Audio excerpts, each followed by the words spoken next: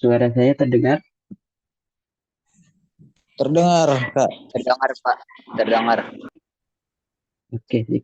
Kita mulai ya. Sebelumnya mungkin eh, teman-teman Asdos bisa di ini ya, di share untuk link YouTube-nya ke teman-teman yang nanti join di YouTube.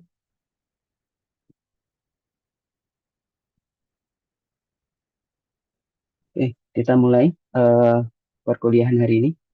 Assalamualaikum warahmatullahi wabarakatuh. Waalaikumsalam warahmatullahi Waalaikumsalam. Waalaikumsalam warahmatullahi wabarakatuh.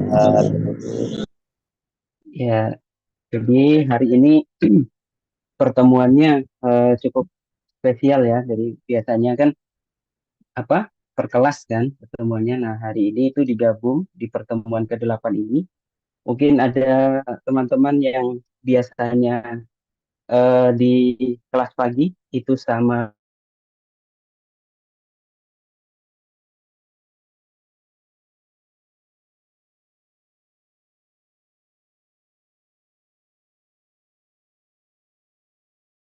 pengampu dosen apa pengantar sistem informasi juga untuk kelas malam. Nah, di pertemuan hari ini kita nanti ada dosen tamu yang akan membahas Halo, Assalamualaikum. seputar Mohon maaf, Pak, materi suara dari saya apakah kedengeran, Pak? terdengar ya? Aman. Mohon maaf sebelumnya. Ya, Suara siap. Pak Syaiful tidak terdengar di saya, mohon maaf Pak sebelumnya. Oh iya, kalau sekarang terdengar apa enggak ya? Ya, baik sebentar ya, Pak. Ya, terdengar, Kak. Terdengar, Pak. Terdengar. Terdengar ya? Iya, Pak. Terdengar. Ya, nanti misal ada trouble atau apa langsung diinterupsi aja ya. Boleh langsung apa namanya? Open mic atau lewat chat nanti. Silahkan disampaikan. Oke, jadi di mata kuliah pengantar sistem informasi ini kita dari awal kan belajar terkait dengan dari yang paling awal ya. Dari mulai sistem informasi sendiri itu seperti apa, terus dari mulai data, pengolahan informasi dan lain sebagainya sampai akhirnya metodologi untuk pengembangan sistem informasi sendiri.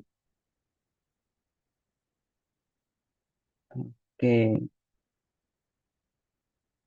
baik Pak Habil nanti boleh silahkan dicek dulu ya untuk speakernya nanti kita ini lagi.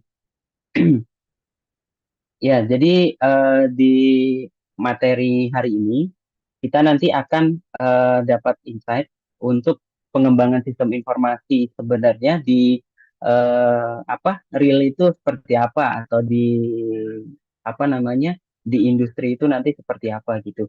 Ya kan biasanya kita membahas teori terus studi studi kasusnya kan kita buat ya gitu. Nah, kali ini nanti pembicara kita akan membahas terkait pengembangan sebenarnya itu kalau misalnya di industri atau di perusahaan itu nanti seperti apa gitu. Khususnya tema kali ini kita membahas sebagai product owner gitu kan. Untuk Pak Hadil apa sudah terdengar suaranya? Terdengar, Pak. Terdengar jelas. Halo, Assalamualaikum Pak Syaiful. Sudah terdengar? Waalaikumsalam. Sudah Oh ya, terdengar Pak? Alhamdulillah sudah Pak. Maaf ya Pak, tadi Oke, ada kendala sedikit, mohon maaf Pak. oke sip. Sip. Alhamdulillah. Jadi pembicara untuk dosen tamu hari ini namanya Bapak Muhammad Habil Zubaid. Beliau ini sebenarnya masih muda juga ya. Jadi Alhamdulillah. saya bacakan juga CV-nya.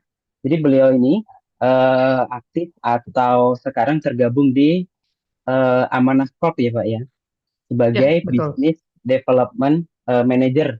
Nah, Amanah Bet- Corp ini sebenarnya banyak juga produknya yang sudah dibuat gitu. Nah, mungkin teman-teman itu kalau misalnya kuliahnya di kampus A itu kan ada di Jalan Situ Indah ya. Sebenarnya kantornya itu dekat ya Pak ya dari STT ya.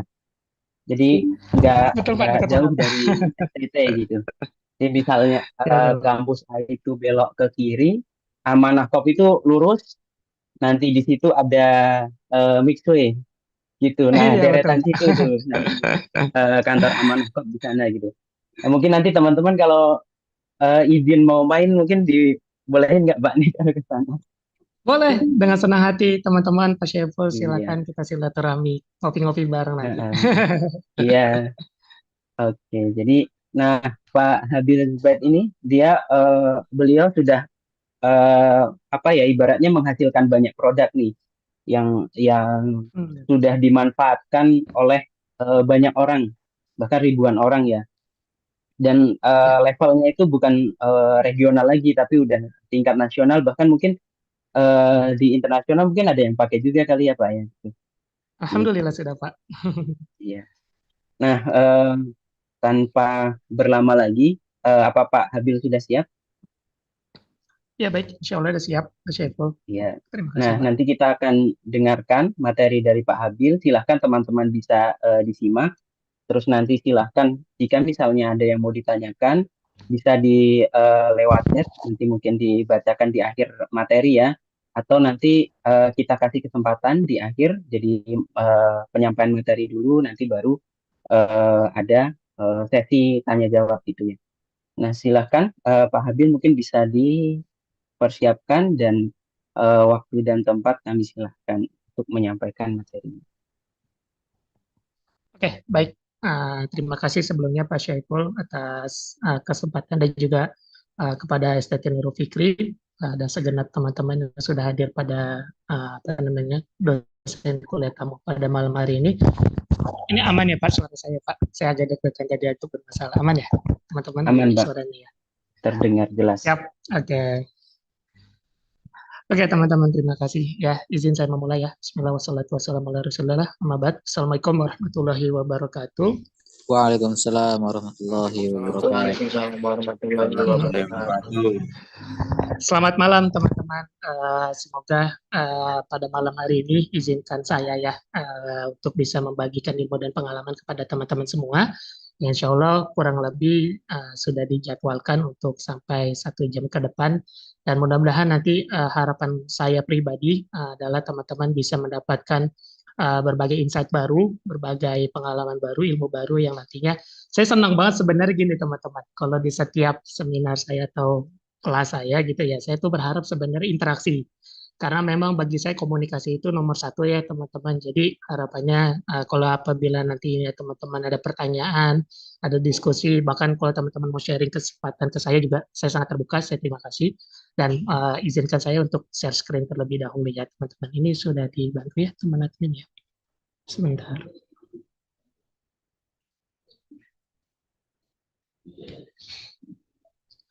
Oke teman-teman, apakah sudah terlihat teman-teman?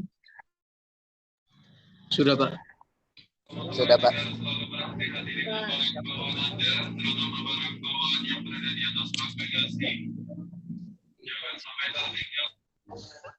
Oke, siap. Ya, oke. Bismillah. Untuk pertama, saya akan membuka kutipan pembuka teman-teman dari ini. Biasanya saya seperti ini. Bagi saya teman-teman, tak kenal maka tak menang. Bukan tak sayang lagi ya. Biasanya tak sayang gitu kan. Nah, kenapa saya bilang tak kenal maka tak menang? Itu ada alasannya teman-teman. Nah, berikut akan saya berikan alasannya.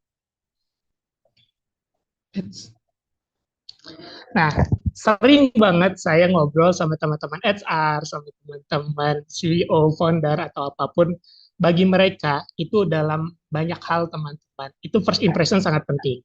Nah, mungkin buat teman-teman, kalau nggak salah tadi saya disampaikan dengan Mbak Devi, ini Pak Syaiful, ini teman-teman mahasiswa semester 3 ya? Atau takutnya saya ini benar ya, Iya teman-teman Pak, semester betul. 3? Oke, Semester siap. 3. Terima Mungkin kasih. ada beberapa Ya. yang di semester 5 mungkin. Ya. Oh gitu, Masya Allah. Siap. Nah, artinya Iya. gini teman-teman. First impression itu sangat penting. Bagi saya itu sangat penting untuk bisa nantinya tahap selanjutnya kita itu bisa lebih baik. Nah, artinya kalau konteksnya teman-teman saat ini sedang semester 3, semester 5, atau nanti OTW semester 6 dan teman-teman mau magang, itu biasanya interview itu sangat menentukan teman-teman. Nah, biasanya tips paling cepat lolos kata teman-teman HR, termasuk saya kalau lagi interview karyawan baru atau teman-teman magang baru, itu semakin dia kenal, bukan bengal, semakin kenal semakin menang. Artinya adalah semakin dia banyak tahu tentang sesuatu yang dia tuju, itu nantinya insya Allah dia akan potensi untuk keterimanya atau dia potensi untuk bisa bekerja sama itu lebih besar teman-teman. Dan ini insya Allah akan relevan dengan pembahasan kita sampai akhir sesi nanti ya teman-teman ya. Jadi harapannya saya buka dulu dengan hal ini biar teman-teman lebih interest, lebih semangat untuk bisa lebih mengenal lebih jauh tentang pembelajaran atau ilmu dan pengalaman kita pada malam hari ini. Oke, next. Ya, teman-teman, terima kasih atas partisipasinya pada malam ini. Tadi Pak Syaiful udah sempat spill ya teman-temannya. Saya bahasanya agak santai, nggak apa-apa ya Pak Syaiful ya. Bahasa ngobrol sama teman-teman aja ya. Jadi harapan saya biar lebih cairlah suasananya, nggak kaku-kaku banget teman-teman.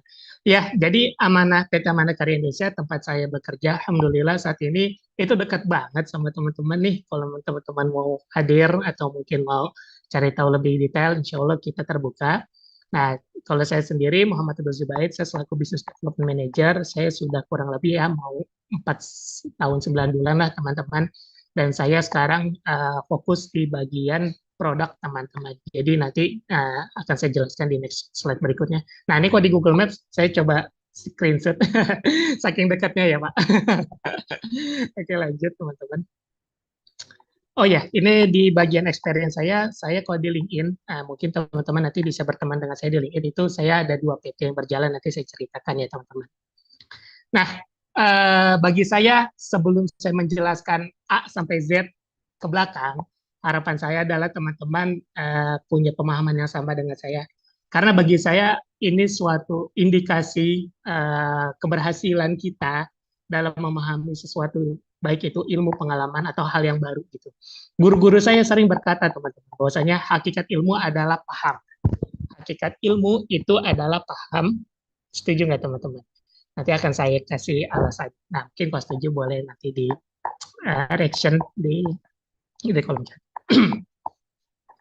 Oke, lanjut. Kenapa? Karena kata guru saya, paham itu, saat kita paham, itu akan memotivasi kita untuk bisa belajar lebih baik lagi ke depannya, teman-teman. Jadi, mau kita sejam, 2 jam, setengah jam, bahkan 5 menit atau 2 menit, saat kita memahami suatu konteks, hal yang baru, ilmu baru, atau sesuatu pembicaraan yang baru, obrolan baru, itu hakikatnya adalah kita mengetahuinya. Gitu. Dan biasanya, kalau kita udah mulai paham, biar kata sedikit, apalagi banyak gitu ya teman-teman, itu sudah memacu keinginan kita untuk bisa lebih tahu lagi ke depannya, lebih ingin belajar lagi ke depannya. Nah, harapannya bagi saya, kita sepakat nih teman-teman, hakikat ilmu itu adalah paham. Jadi harapannya nanti dari Masya Allah, 238 partisipan saat ini, malam ini, teman-teman, saya harapannya bisa dapat ilmu yang bisa dipahami nantinya. Oke, nah ini, this is my experience working to company, teman-teman. Jadi, iya, agak aneh ya, teman-teman. Tapi ini kenyataan, teman-teman. Banyak yang bertanya juga. Kok di LinkedIn, Mas Abil, itu kok bisa sampai 2 ya, 2 posisi kayak gitu. Maksudnya 2 PT yang berbeda. Nah, nanti sebenarnya akan saya jelaskan lebih detail di kompronya, cuman memang dari sinilah yang insya Allah malam ini akan saya bagikan pengalaman ini ke teman-teman. Jadi memang agak ini ya teman-teman, saya agak disclaimer dulu di depan, bahwasanya memang saya fully itu sebagai Business Development Manager, tapi memang alhamdulillah saya juga dibagikan role sebagai product owner. Nah, di sini memang kenapa ada alasannya juga nanti izin saya ceritakan di beberapa kesempatan ke depan. Nah, jadi memang ada 2 PT sekarang di kita. Kita ada grup teman-teman. Nah, PT utamanya atau PT induknya itu namanya PT Amanah Karya Indonesia. Nah, ini IT konsultan. Secara legalitas teman-teman, ini IT konsultan and software house. Kita sekarang udah nambah lagi 2, alhamdulillah kemarin. Itu untuk jasa pelatihan dan pendidikan spesifik di IT dan digitalisasi, dan satu lagi kita untuk sertifikasi IT dan digitalisasi teman-teman. Nah, kalau untuk di PT Bisa Top Up Teknologi Indonesia, sama posisi saya masih business manager, tapi saya fokusnya di B2B dan juga pengembangan produk. Nah, product owner yang akan saya bahas malam ini, insya Allah lebih relate kepada nanti di 2 kondisi ini, 2 produk ini. Nanti akan saya jelaskan. Next. Oke, teman-teman, tadi ya balik lagi tak kenal maka tak sayang. Jadi tak kenal maka tak menang gitu. Artinya harapannya teman-teman kenalan dulu ya, biar nanti soalnya konteksnya gini teman-teman. Dari dua pengalaman saya sebelumnya, ini memang saya pengen teman-teman paham dulu secara gambaran umum karena ini akan berpengaruh dengan apa yang kalian pahami nanti di materi berikutnya. Karena sebagai seorang product owner itu memang fundamentalnya kita harus paham dulu hakikat produknya, jasanya, tujuan produk itu dibuat atau tujuan perusahaan itu dibuat, kita harus paham. Nah, jadi saya mau coba runutkan dari pemahaman umum nanti mulai spesifik ke belakang ya. Oke, teman-teman. Nah, dimulai dari company profile PT Amana Karya Indonesia. Secara legalitas kita itu memang PT-nya tadi yang saya bilang, kita tuh sebagai IT consultant dan software development.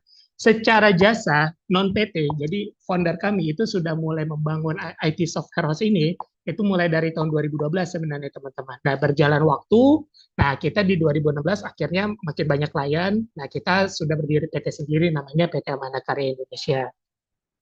Secara visi dan misi, saya agak cepat nggak apa-apa ya teman-teman. Insya Allah yang penting teman-teman paham nanti. Visi dan misi kita memang fokus banget untuk menjadi perusahaan muslim. Mungkin kalau sambil teman-teman baca di sini, nah itu kita menjadi perusahaan muslim, startup IT muslim yang mengedepankan produk dan jasa IT berkualitas dan bermanfaat untuk banyak orang. Saya rangkumlah visi dan misinya. Tapi memang nanti di sini harapannya adalah yang sesuai dengan pembahasan materi pada hari ini kita memang akan bahas fokus tentang produknya teman-teman. Dan produk ini menjadi misi utama kita untuk bagaimana produk ini bisa banyak bermanfaat untuk orang lain teman-teman. Nah, secara ini saya sharing sebagai praktisi ya teman-teman. Artinya mungkin tadi Pak Syaiful alhamdulillah udah menjelaskan di depan bahwasanya yang kita bicarakan malam ini lebih banyak sebenarnya dari experience kita sebagai praktisi teman-teman. Jadi mungkin bisa dibilang teorinya nggak terlalu banyak. Jadi lebih banyak untuk bagaimana kita mengimplementasinya secara praktisi. Nah, kita ada corporate values, etika. Nah, etika ini singkatan dari excellent, teamwork, integrity, kompetisi, dan akhlak. Dan ini nanti ada hubungannya dengan bagaimana kita memproses mulai dari ide, kita mulai nge-planning, nge-budgeting, kita mulai juga rilis produknya, bagaimana kita hiring, kita bisa rekrutmen teman-teman SDM, dan misalnya. Nah, inilah teman-teman bagi saya pribadi, struktur organisasi itu sangat penting dan sangat menentukan. Karena kalau kita tidak tahu struktur organisasi suatu perusahaan atau produk atau nanti kita itu akan berpengaruh dengan operasionalnya, mulai dari kita harus report kemana, harus dev-nya bareng siapa, kita harus bikin konten dengan siapa, kita jualannya dengan siapa, itu akan bahkan makan waktu dan lain-lain kalau misalkan dari struktur organisasi kurang jelas. Nah, di PT Amana Karya Indonesia sendiri itu kita alhamdulillah bagi pada 3 divisi teman-teman. Kita dari CEO kami Pak Muhammad Radafi, kita bagi 3, ada COO ini untuk full sepenuhnya tentang operasional, lalu ada CTO ini semua yang berhubungan dengan produk. Nah, itu ada di bagian CTO dan CMO. Nah, teman-teman bisa lihat di struktur organisasi ini. Jadi kalau misalkan teman-teman nantinya magang atau kerja atau dapat freelance, sebisa mungkin teman-teman paham tentang struktur organisasi perusahaan tersebut. Nah, nanti akan berkesinambungan dengan produk teman-teman. Nah, oke, saya next. Nah, ini mungkin alhamdulillah di antara logo-logo ini, mungkin teman-teman ada yang agak familiar ya dengan beberapa logonya, mungkin seperti Basnas, Indosat, XL. Nah, ini nanti saya jelaskan proyek apa aja yang kita lakukan ke mereka. Kita sudah lebih dari 100 proyek, 50 klien yang tersebar se-Indonesia, alhamdulillah. Nah, kalau secara layanan teman-teman, kita tuh best sellernya 3. Di antara 6 ini kita ada 3. Itu ada web and mobile apps development, e-business solution, and consulting training. Nah, ini yang paling best seller banget alhamdulillah di kita. Nah, ini milestone kita atau pencapaian kita secara perjalanan ya teman-teman ya. Dari 2014 sampai 2022 sampai 2023 ini belum diupdate. Nah, ini sampai 2022 ini penuh lika-liku teman-teman. Dan di sini akan saya jelaskan betapa produk itu mempengaruhi perjalanan suatu bisnis ataupun suatu unit usaha. Nah, saya contohkan di 2014 kita udah mulai konsep dan idea tentang bisa top up yang tadi yang alhamdulillah sudah berdiri PT sendiri. Nah, tapi nyambi juga kita mengerjakan proyek yang lain. Lalu setelah itu makin banyak klien, makin banyak proyek, kita mulai berdiri nih. PT Amana Karya fokus sebagai jasa. Kita bilangnya jasa IT konsultan, di mana PT Amanah Karya Indonesia ini saat ini itu fokus banget untuk bisa memberikan pelayanan untuk pengembangan aplikasi dan lain-lain di luar produk. Nanti akan saya jelaskan bedanya. Nah, lalu nanti di sini di 2017 kita udah mulai publish produk kita yang kita dev dari tahun 2014 itu namanya Bisa Top Up. Itu butuh waktu 3 tahun karena teknologi saat itu belum semasif sekarang ya, dan lebih mudah sekarang gitu untuk bisa publish ke Play Store dan semisalnya. Lalu di 2018 kita bikin produk baru lagi namanya mutasibang.co.id. Ini semua insya Allah udah aktif, teman-teman bisa searching di internet. Kita mulai expand project base yang lain, service-nya IoT dan semisalnya. Di 2019, alhamdulillah kita growth-nya naik banget teman-teman. Kita bisa sampai 2 kali lipat mulai dari transaksi, user, downloader, shareable, dan lain-lain, itu kita mulai naik, dan hingga kita bisa membangun PT sendiri untuk Bisa Top Up. Lalu kita daftarkan untuk Mutasi Bank secara publish, dalam waktu 1 tahun kita bisa publish Mutasi Bank, lalu kita di tahun tersebut juga kita mulai daftarkan SOP kita ke tim Erwandi Tarmizi Associates untuk SOP-nya agar sesuai akad SOP dan akadnya sesuai syariah. Lalu 2020 kita mulai bikin produk. Nah, ini pandemi ini waktunya kita gaspol untuk bikin produk teman-teman. Dan itu dalam 1 tahun kita langsung bisa bikin 3 produk, bisa berbagi .link, dan bisa absen. Lalu di Bisa Top Up karena pengguna kita alhamdulillah makin banyak, transaksi kita makin banyak, kita mulai mendaftarkan sertifikasi PSE Kominfo teman-teman. Ini wajib bagi teman-teman yang nanti bergerak di dunia aplikasi IT seperti kami. Ini setahu kami wajib hukumnya apabila kalian sudah berbasis PT. Lalu di 2021 juga masih era-era ada pandeminya, kita bangun produk lain, jual .link, bisa kasir, bisa chat, bisa dealer, dan Bisa Top Up kita daftarkan untuk sertifikasi ISO 27000-2013 itu untuk Information Security System, itu dari BSI, British Certification International di Inggris, nah kantornya di Jakarta. Nah, lalu kita di 2022 kita diundang sama Pak Sandiaga Uno, founder kami sebagai super mentor di Banda Aceh dalam program Kemenparekraf, dan kita launch produk baru namanya Amanah Academy. Oke. Nah, ini produk kami teman-teman. Ini nanti di sini yang akan saya banyak detailkan di belakang ya, bagaimana ada 7 produk Bisa Top Up, Amanah, berbagi .link, jualan .link, Mutasi Bank, Bisa Kasir, dan Bisa Berbagi ini kita build, alhamdulillah. Nah, tadi apa bedanya PT Amanah Karya Indonesia dengan PT Bisa Top Up? Yakni PT Bisa Top Up fokus banget untuk produk Bisa Top Up. Sedangkan PT Amanah Karya Indonesia itu dibagi 2. Ada jasa, kita full tadi ya layanan jasa, lalu kita bikin produk lagi. Nah, produknya ini teman-teman. Ini under PT Amanah Karya Indonesia, kecuali Bisa Top Up udah under PT-nya sendiri. Lalu di sini kita beberapa project. Nah, kita dengan Toyota pertama kali kita bikin warehouse app, itu di Temin, Sunter, gede banget kantornya, gudangnya gede banget. Alhamdulillah kita kebagian project di sana. Tabimoba, His Travel di Jepang, kita bikin ini. Aibas, nah tadi teman-teman lihat ya, ada XL, Indosat. Nah, XL Indosat itu mereka tuh punya project untuk BTS bukan yang Korea ya teman-teman. Itu yang tower sutet lah bahasa kita. Nah, itu mereka bikin sistem namanya Aibas, itu untuk bisa nge-remote network management sistemnya itu secara mudah dan real time, itu menggunakan website. Nah, itu kita yang kebagian alhamdulillah. Nah, ini solusi Bank Indonesia, kalau teman-teman tahu Semen Padang, Semen Gresik, nah ini grupnya. Nah, ini grupnya yang bikin project dengan kita untuk CSR, Software Apps, Project dan Magang. Dan ini nanti teman-teman akan relate ya, kenapa dari project bisa lari ke produk itu ada historinya teman-teman. Nah, Mandiri Syariah, kita untuk bikin early warning system project, pendeteksian fraud sekecil apapun, itu insya Allah bisa ketemu. Nah, itu kita kebagian.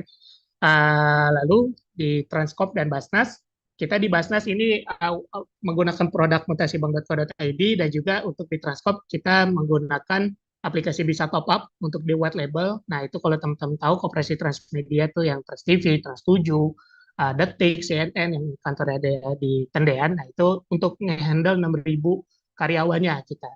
Nah, Basnas itu untuk nge-handle lebih dari 15 rekening setahu saya. Nah, Toyota kita repeat order teman-teman, kita untuk nge-build suatu sistem API Hub. Nah, API Hub ini adalah lanjutan dari tadi yang aplikasi untuk warehouse-nya kita kembangkan lagi untuk bisa menggunakan API Hub untuk di Temin Toyota. Lalu ada RKB PPA, kita bikin DAS untuk dokumen approval system. Nah, Madinah Store dan Performate kita bikin aplikasi absensi dan juga aplikasi yang seperti Bisa Top Up di white label, di rebranding artinya. Lalu ada Bintex di Medan, ini untuk tracking activity reporting system. Jadi tracknya bisa kita pantau terus reportingnya baik dari operasionalnya sampai perjalanannya.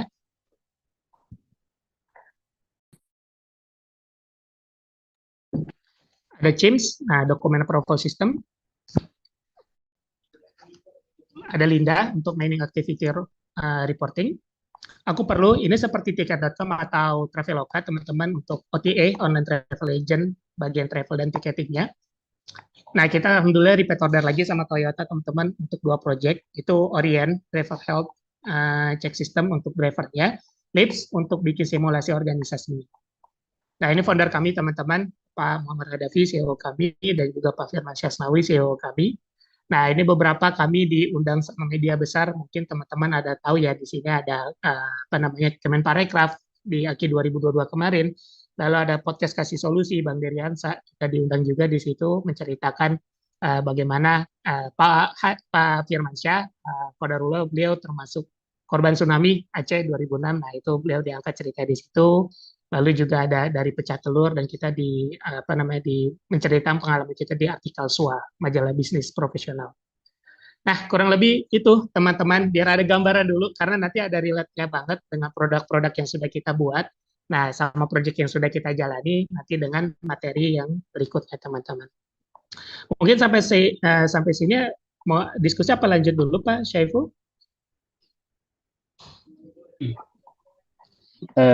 Mungkin ada teman-teman yang mau tanya dulu, silahkan sebelum dilanjutkan lagi.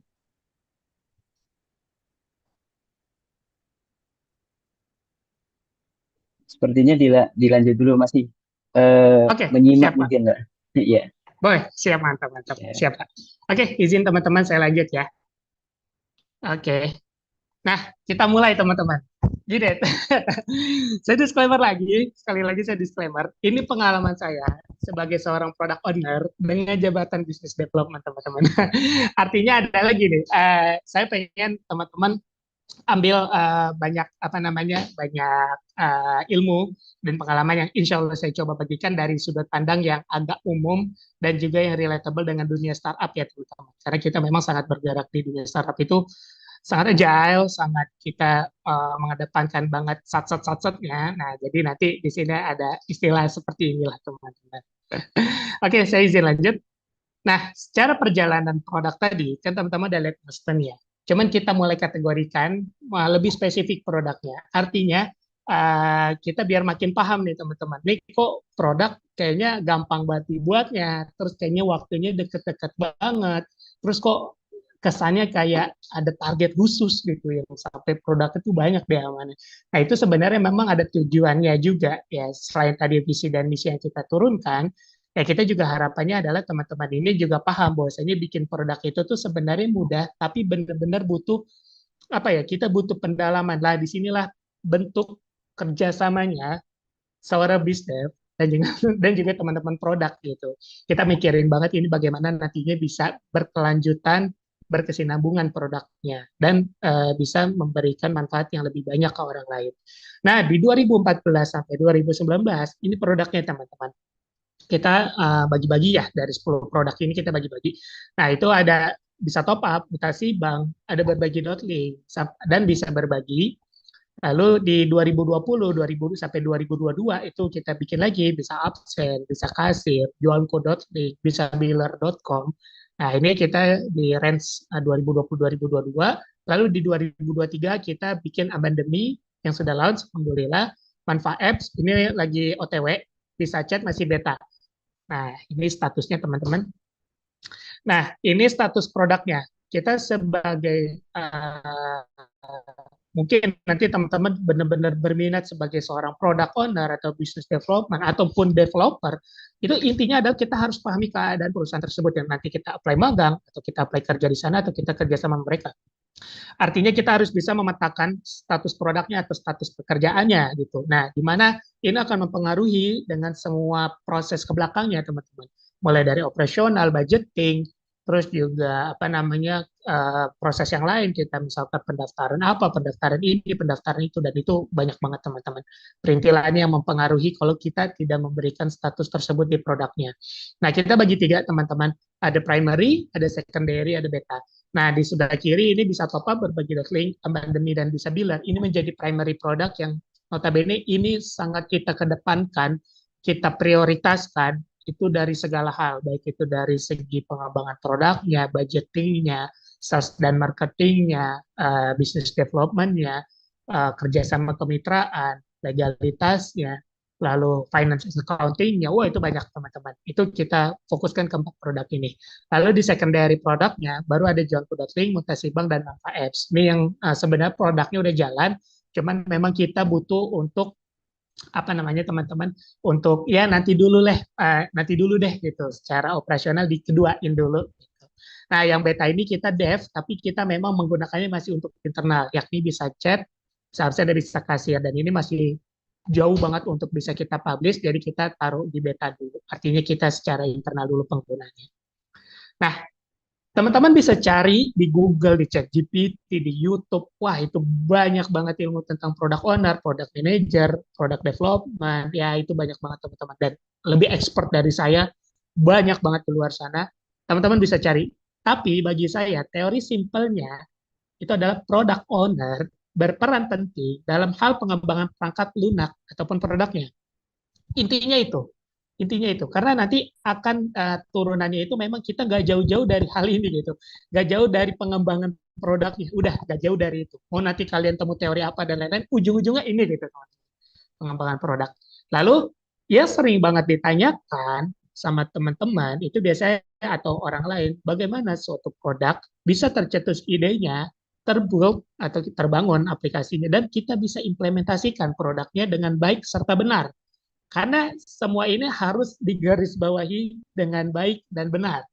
Kalau nggak baik dan benar, mau ide kita sehebat apapun, kita build-nya seperti apapun, implementasinya seperti apapun, kalau kita tidak garisbawahi itu secara baik dan benar, nah itu gagal tuh teman-teman. Mungkin teman-teman dengar cerita startup yang, wih, valuasi, bla bla bla bla bla, gitu. Produknya bagus dan lain-lain, akhirnya sekarang hilang. Demi sedikit hilang. Itu biasanya memang ada plus minusnya. Takutnya ada di beberapa plannya mereka atau pengembang mereka itu salah atau tidak baik atau melanggar aturan dan semisalnya.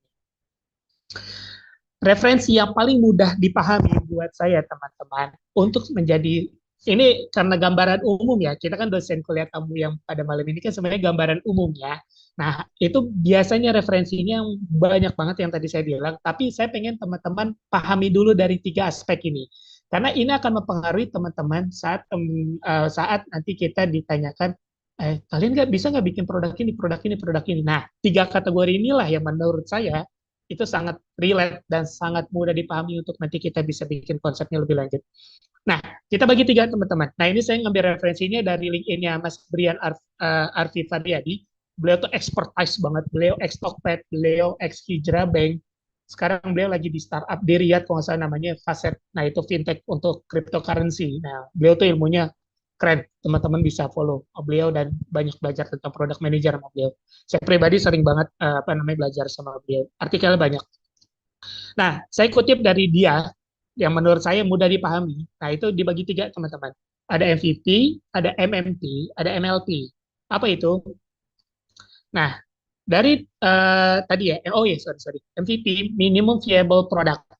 MMP, Minimum Marketable Product. MLP, itu Minimum Lovable Product. Nah, itu secara icon atau ilustrasinya itu menggambarkan ya teman-teman. MVP itu benar-benar kue tok. MMP itu udah mulai dikasih topping coklat atasnya atau istilahnya udah mulai di-update dan MLP itu udah mulai di-finishing agar cantik, nah dikasih topping lagi yang bentuknya love di atasnya. Nah, saat teman-teman sudah baca tentang definisinya masing-masing tadi ya, itu banyak, wah teman-teman bisa cari dimanapun artikelnya banyak banget tentang MVP, MMP, dan MLP, cuman saya rangkum aja. Nah, kalau kita udah tahu definisinya masing-masing, itu mulai kelihatan tuh perbedaannya teman-teman dari MVP, MMP, dan MLP.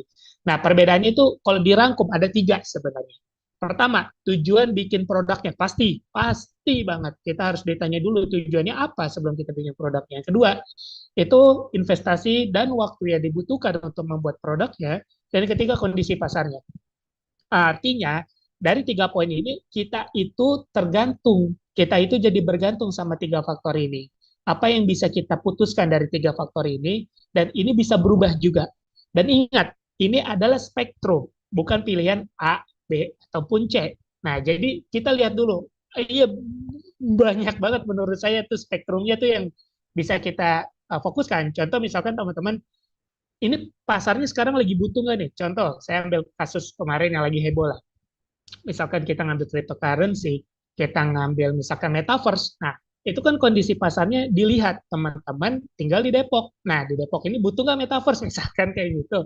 Nah, ataupun misalkan teman-teman di mana nih, misalkan di daerah mana gitu kan. Itu produk ini penting nggak gitu, pasarnya ada nggak gitu kan. Nah, itu kan balik lagi ke tujuannya. Nah, itu penjabarannya banyak teman-teman.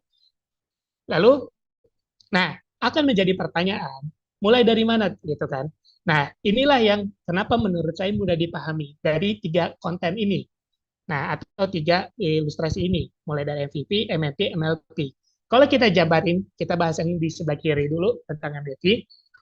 MVP atau Minimum Viable Product itu biasanya dibutuhkan kalau waktu yang ada sedikit dan tujuan bikinnya adalah untuk validasi hipotesanya atau value dasar dari produknya.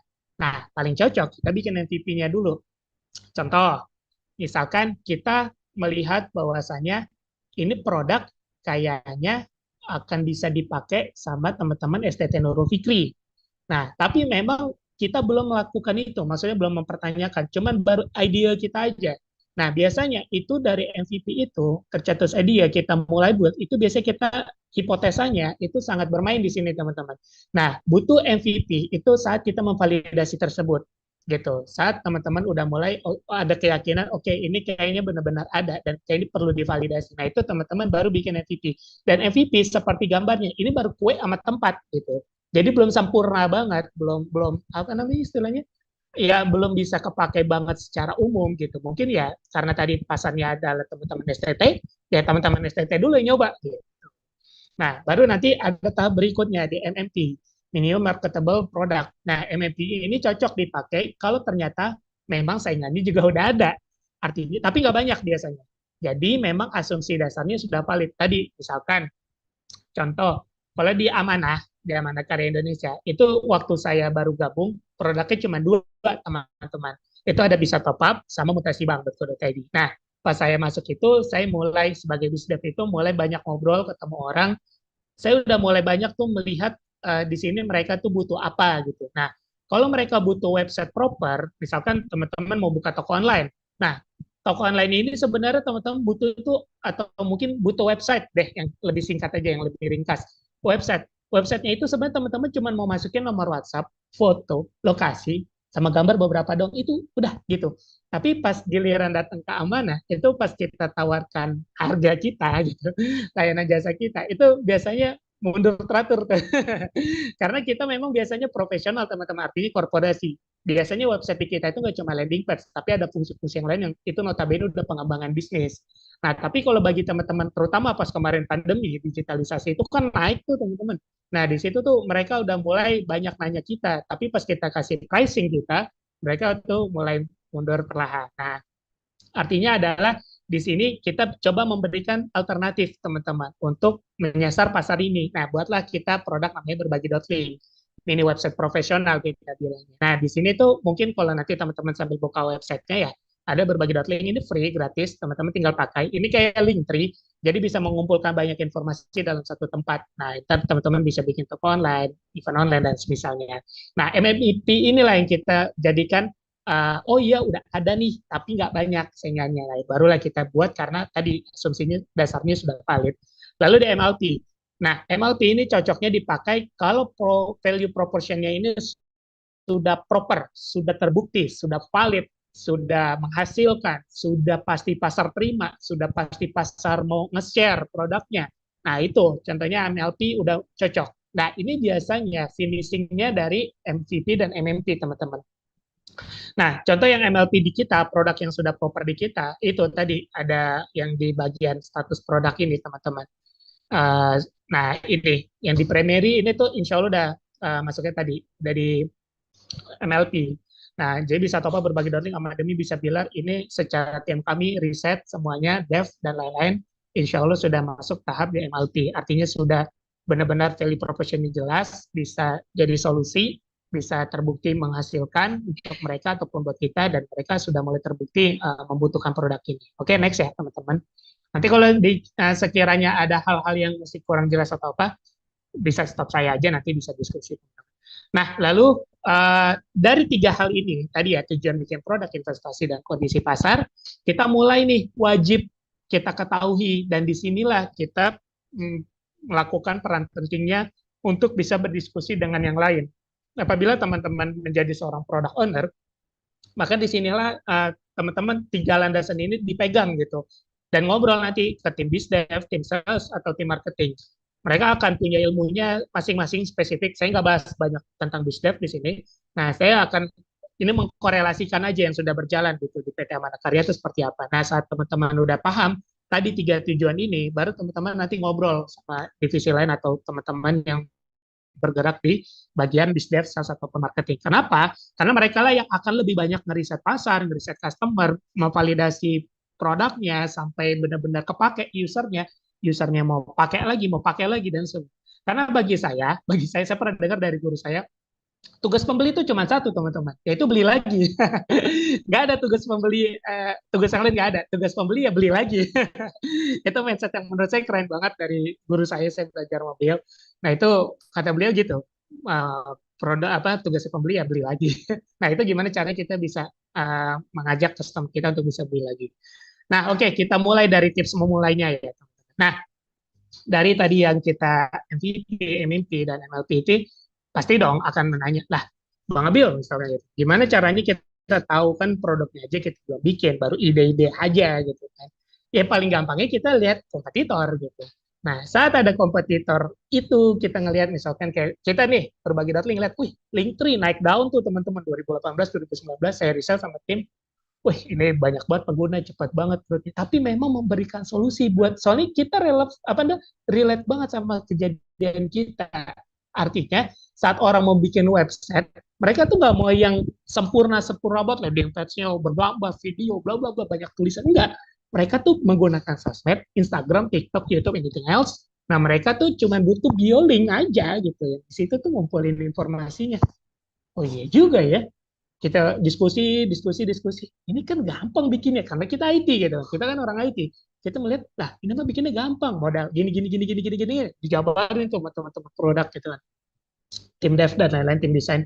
Mereka bilang, oh iya gampang Bang Abil, bikin kayak gini. Oke, dari situ barulah kita langsung kebuka pikiran kita. Oke, kompetitor ini sudah bikin kita clear mulai dari bagaimana membuatnya, eksekusinya, dan pemasarannya. Udah, itu yang paling cepat kita untuk bisa bikin produk, divalidasinya paling cepat ya kita lihat kompetitor yang ada. Artinya kalau teman-teman sering dengar bahasa red ocean, blue ocean, anything else, nah itu tuh sebenarnya mempengaruhi. Semakin kita main di blue ocean, itu semakin PR kita validasinya. Karena itu benar-benar blue ocean, ya lautan biru gitu kan. Kita nggak tahu banget, luas banget, dan harus kayak gimana. Sedangkan red ocean itu adalah istilahnya, udah banyak pemainnya, udah banyak kompetitornya, teman-teman tinggal membuat ya unique selling point-nya atau bikin DMC-nya lebih mantap, lebih efektif, lebih efisien. Nah, itu akan ketemu produknya lebih cepat, insya Allah. Nah, dari situ, simpelnya bagi saya, untuk kita melihat kompetitor, itu ada 2 pembahasan, teman-teman. Pasti kita ngobrolin customer dan market udah sepaket, gitu. Artinya kita harus punya funnel, atau kita punya plan, bagaimana kita bisa membawa customer-customer ini tuh menggunakan produk kita, setia sama produk kita, lalu juga dia mereka mau repeat order, mereka mau apa, itu tuh banyak hal. Cuman kalau di bagian saya sebagai seorang BizDev itu saya biasanya ngobrol sama teman-teman yang lain, itu kita mulai dari ini aja dulu, funnel pendar di customer-nya gitu. Artinya dari customer segment sampai traffic-nya, sampai landing-nya, sampai value proposition-nya, dan juga aset yang ditawarkan itu harus clear. Nah, kenapa ada warna biru, orange, merah, dan hijau? Mungkin teman-teman pernah dengar masalah funneling, sales funneling.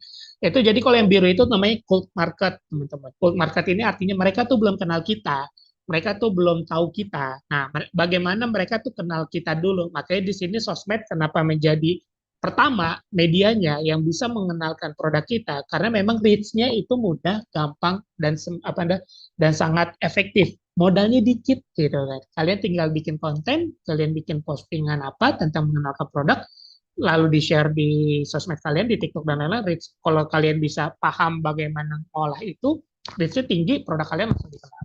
Nah, dari situlah baru nanti akan ada perjalanannya tuh teman-teman. Dari cold market yang tadi dia baru kenal, dia mulai nge-follow akun teman-teman, mulai menggunakan produk teman-teman. Nah, dari situ mereka mulai mau berbayar nih. Contoh kayak kita kan ada yang gratis, ada yang berbayar. Mereka mulai mau bertransaksi dengan kita. Nah, dari situ barulah nanti teman-teman itu masuk ke namanya warm market, hangat. Marketnya nih, dia udah mulai, oke, gue udah follow lu deh. Gue udah ngeliatin nih konten-konten, gue tertarik nih sama lu gitu kan, sama konten lu, sama produk lu, sama platform lu, gue seneng nih. Ya udah deh, gue mulai coba daftar. Nah, pas mereka daftar, mereka pakai yang gratis dulu, misalkan kayak kita berbagi link gratis, mereka pakai, bisa top up gratis, tinggal pakai, nggak mau bayar, nggak mau apa, silakan, tinggal pakai aja. Nah, udah dari situ mereka baru nanti, ternyata banyak ya fitur, ini ternyata ngasih benefit ya, kayak berbagi link. Saya pasang berbagi link, orang jadi, saya tahu nih yang ngeklik link YouTube saya, WhatsApp saya tuh, oh udah ada segini, oh ada beberapa benefit yang saya dapatkan, pakai bisa top up, saya beli pulsa lebih murah, paket data lebih murah, dan semisalnya. Nah, nanti baru dia masuk ke hot market. Nah, hot market inilah baru yang mereka itu mulai berlangganan. Nah, nanti sampai yang hijau. Nah, hijau ini biasanya udah jadi loyalis. Saat mereka udah loyalis, mereka akan, ya bisa dibilang namanya loyalis ya, akan mati-matian lah belain produk kita, insya Allah gitu teman-teman. Oke, next. Nah, it's all about value teman-teman. Ya, kenapa? Karena kita harus bisa, ya ini, intinya produk itu, sebagai product owner, kita akan mempertanyakan value-nya gitu. Apa yang akan bisa diberikan dari pain relievers-nya apa? Ini kan orang pasti punya masalah. Nah, masalah yang diberikan apa gitu. Jadi bisa top up, orang mau beli pulsa, mager, atau kayak kemarin COVID gitu kan nggak bisa keluar, ya menggunakan aplikasi, dibeli pulsa pakai data, udah bayar tagihan, token listrik, tiket pesawat, ya dari handphonenya aja, dia download di Play Store gratis, dia cuma butuh wifi atau internet, nah mereka login pakai Gmail pun bisa, gratis, udah mereka mau transaksi, nggak harus punya saldo dan lain-lain, mereka bisa. Nah itu kita mencari problemnya, masalahnya, dan baru kita berikan pain relievers-nya. Nah dari situ baru juga kita berikan dia gains-nya, atau kesenangannya apa nih selama dia menggunakan aplikasi apa tadi, ya dia tuh senang, nggak usah harus keluar rumah, dia senang misalkan pakai berbagi link, dia nggak harus lagi bikin website yang mahal, dia yang penting orang trafficnya masuk ke dia, datanya kebaca, dan sebagainya. Nah barulah dari gain and pain itu kita buatlah produk dan service-nya gitu teman-teman ya. Nah mungkin ini nanti teman-teman intinya kalau detailnya banyak ya di internet, saya ngerangkum aja teman-teman. Nah bagi saya untuk tipsnya menjadi product owner itu ada 8. Saya bagi dulu deh 4. Pertama, pahami produk dan bisnisnya pasti. Saya akan ulang-ulang ini terus ya teman-teman, mudah-mudahan nggak bosan. 2, komunikasi yang efektif. Nah, lagi product owner ini bertanggung jawab banget untuk bagaimana mereka memahami keinginan user, keinginan saya misalkan sebagai bisnis, keinginan bos kita, user kita, dan lain-lain itu harus kita pahami. Lalu prioritaskan dengan bijak. Nah, teman-teman di sini udah mulai ada manajemen tim. Nanti mungkin teman-teman di sini mulai bisa mengelola tas dengan baik. Nah, itu nanti juga akan mempengaruhi dengan pengembangan produknya.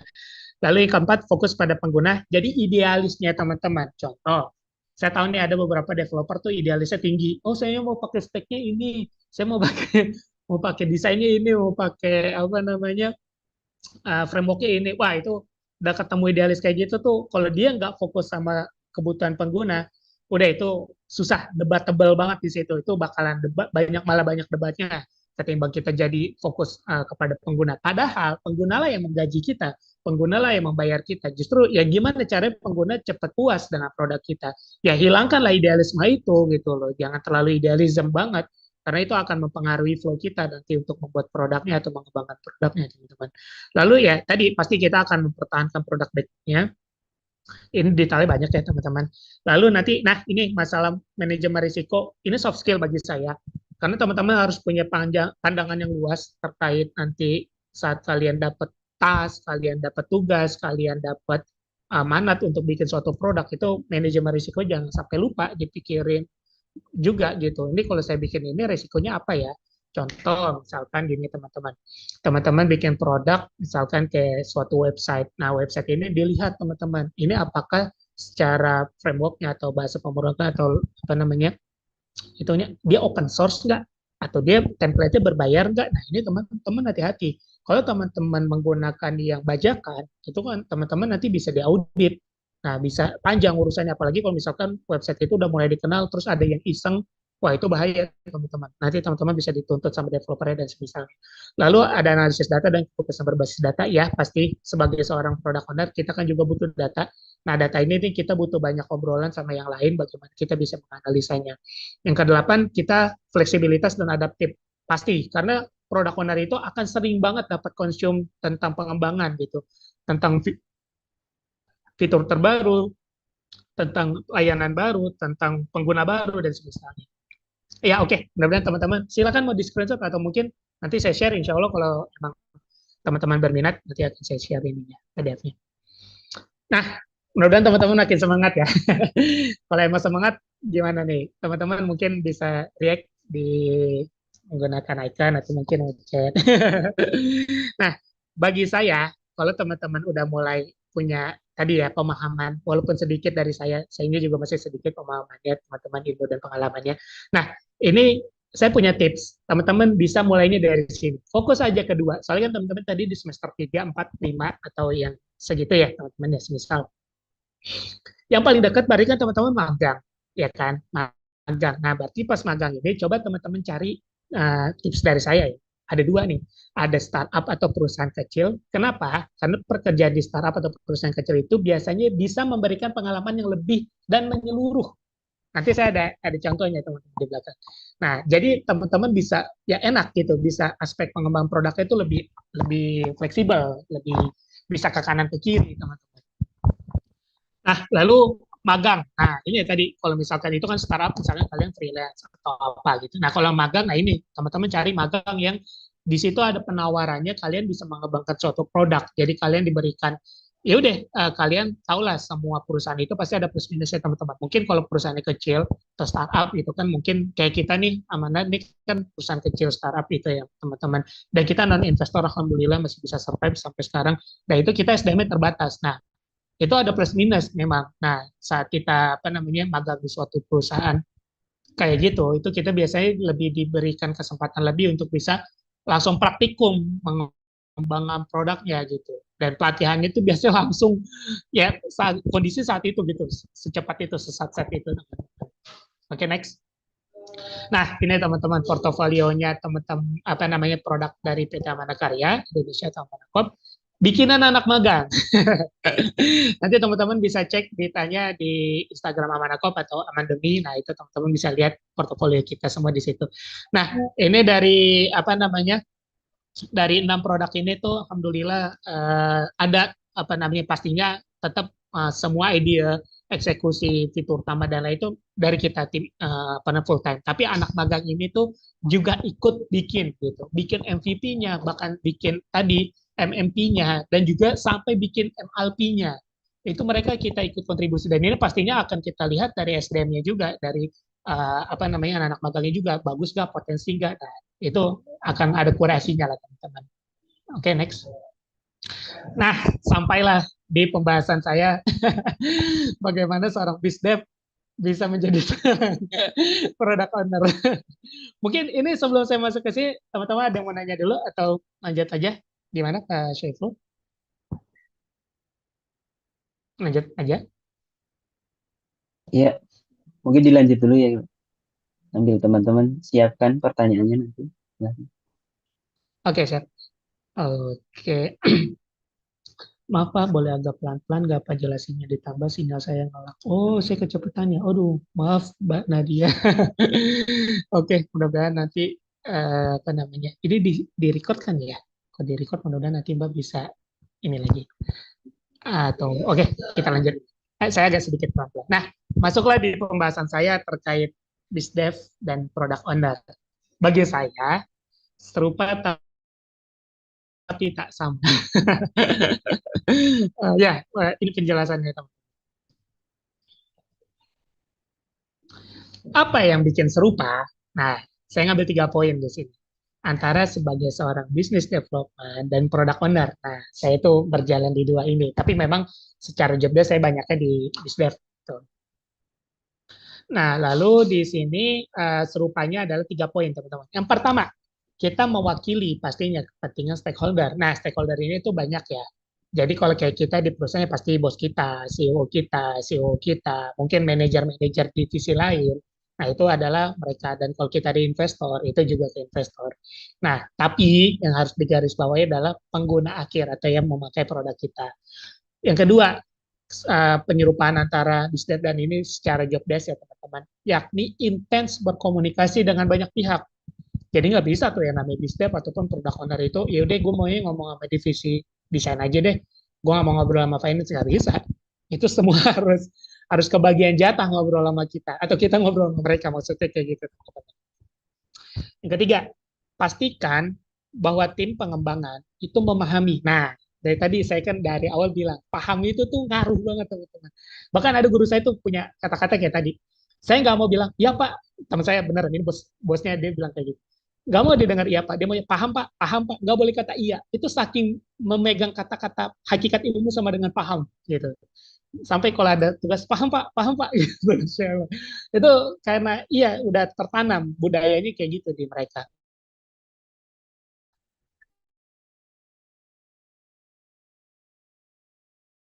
Nah, lanjut. Lalu kita juga memprioritaskan kebutuhan. Nah, ini punya keserupaan lah antara bisnis dan produk owner di sini. Lalu, nah ini perbedaannya. Nah, perbedaannya ada 4, teman-teman. Halo, kedengaran nggak suara saya? Putus ya? Halo. Terdengar, Pak. Kedengar, siap, Mas. Bisa sinyalnya merah. Sebentar. Kedengaran ya, teman-teman ya? Halo. Aman, Pak. Terdengar, Pak. Oh, aman. Oke, siap.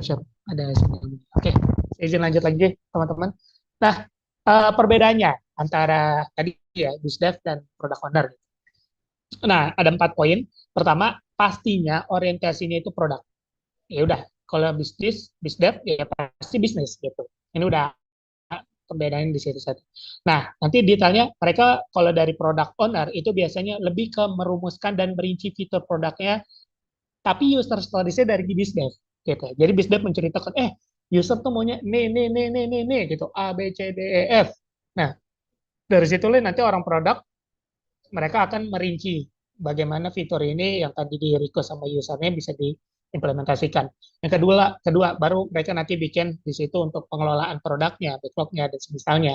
Yang ketiga, mereka membuat keputusan strategis yang benar-benar nanti relevan sama pengembangan produknya sesuai dengan visi dan misinya gitu. Nah, biasanya kan seorang bisnis itu ya karena memang customer oriented, nah mereka kadang suka lupa gitu sama visi misinya. Nah, visi misinya ini tergantung lagi kesepakatan dengan perusahaannya ataupun dengan stakeholder-nya dan semisal. Yang keempat, menyediakan klarifikasi selama sprint dan memastikan bahwa sesuai dengan hasil nilai yang diinginkan. Artinya gini teman-teman, saat kita udah mulai dapat user stories, kita mulai merincikan produk backlognya, kita mulai membuat keputusan strategisnya, kita sudah klarifikasi tentang visi dan tujuan bisnis atau produknya, mulailah di sini kita bisa memberikan value tadi gitu. Value tadi yang kita bisa berikan ke mereka itu ya alhamdulillah kalau misalkan bisa relevan, bisa cepat, bisa efektif dan efisien, nah itulah gaspol langsung teman-teman. Nah, bagaimana business development dan product owner saat kerjasama?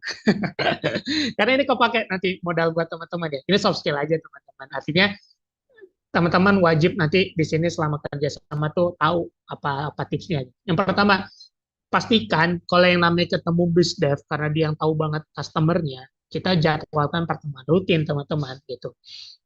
Buat bahas, buat merincikan dan lain-lain misalnya. Yang kedua, kita mulai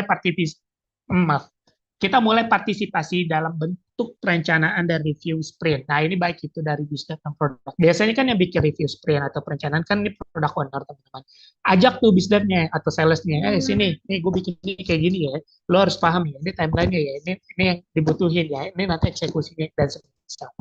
Lalu yang ketiga, dokumentasi kebutuhan bisnis. Nah, ini dokumentasi ini banyak bentuknya gitu, karena nanti kan hubungannya bisa juga dengan sales dan marketing, dan juga buat nanti misalkan kayak aset logo, apa namanya, desainnya seperti apa, wah ini tuh perlu dokumentasinya, teman-teman. Lalu yang keempat, kolaborasi dalam pembuatan user stories. Tadi kita wajib berkolaborasi. Yang kelima, bertanya dan berkomunikasi aktif, ya, karena ini kunci utama yang saya sampaikan di awal tadi. Pahami batasan dan tantangan. Nah, ini dia, jangan kebablasan. Karena ada beberapa yang seperti saya kadang suka hilaf dengerin klien. Klien minta, Mas Abil, saya mau dong gini.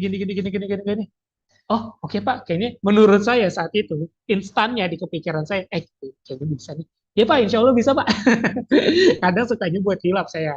Nah, pas saya bilang ke tim produk, Bang Abil ngaco aja, gak bisa Bang, gini. Ada alasannya tuh dijabarin, ini. Oh, oke. Terus solusinya gimana biar usernya bisa? Oh bisa Bang, pakai fitur ini dulu. Nah, yang penting kita tuh makanya tadi komunikasi penting. Kita kasih batasan tuh sebagai product owner. Oh nggak bisa Bang, ini harus di-develop lagi Bang. Ini harus harus dipikirin lagi Bang. Jangan sembarangan Bang. Saya kadang suka digituin sama teman-teman developer. Lalu, yang tujuh, gunakan kolaborasi. Nah, di sini tuh penting, teman-teman. Saya nggak tahu ya, setiap perusahaan beda. Kalau kita sih, ya alhamdulillah udah ada ya, manajemen task menggunakan ClickUp, kita kalender untuk menggunakan Google Calendar, kita komunikasi semua manajemen task, mulai dari sprint dan lain-lain, itu timeline ada di situ. Untuk upload gambar, upload produk, upload aplikasi, dan lain, kita menggunakan Telegram ataupun Google Drive. Nah, itu harus teman-teman pikirin alat kolaborasinya. Nah, yang terakhir adalah pelatihan tentang proses dan pengembangan produk. Nah, semoga nanti teman-teman semakin sering latihan, semakin sering banyak belajar, teman-teman bisa makin mantap mengembangkan produknya. Nah, summary-nya secara job desk kayak gini, teman-teman. Ini sebelah kanan gambar pemanis, teman-teman. Jadi intinya, BizDev, apa job desk-nya? Gitu. Ya, BizDev ini fokusnya adalah ke user. Nah, user ini banyak ya, teman-teman. Apa namanya? Maaf, teman-teman. Banyak BizDev ini tuh user, nanti saya rangkum detail lagi, itu ada pembahasan khusus tentang bagaimana user. Tadi sedikit saya spill sih. Idea nih, saya tuh kan saya sebagai BizDev tuh kebanyakan ngide.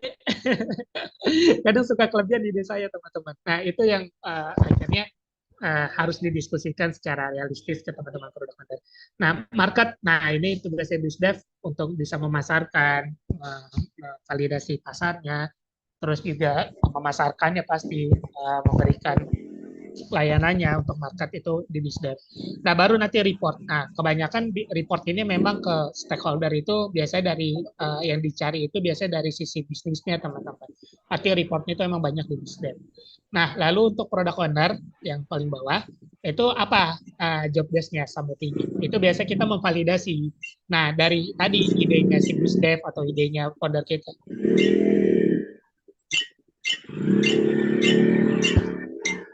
Maaf, agak noise ya teman-teman. Sebentar ya.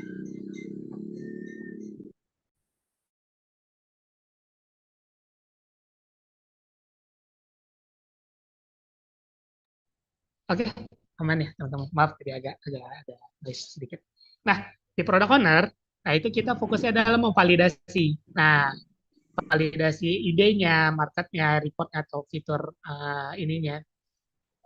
Nah, terus kita mulai tuh, kalau udah divalidasi, kita udah oke, baru kita mulai develop. Nah, setelah develop itu, mulai kita nanti testing. Nah, ini semua tuh udah ranah-ranah dari teman-teman produk.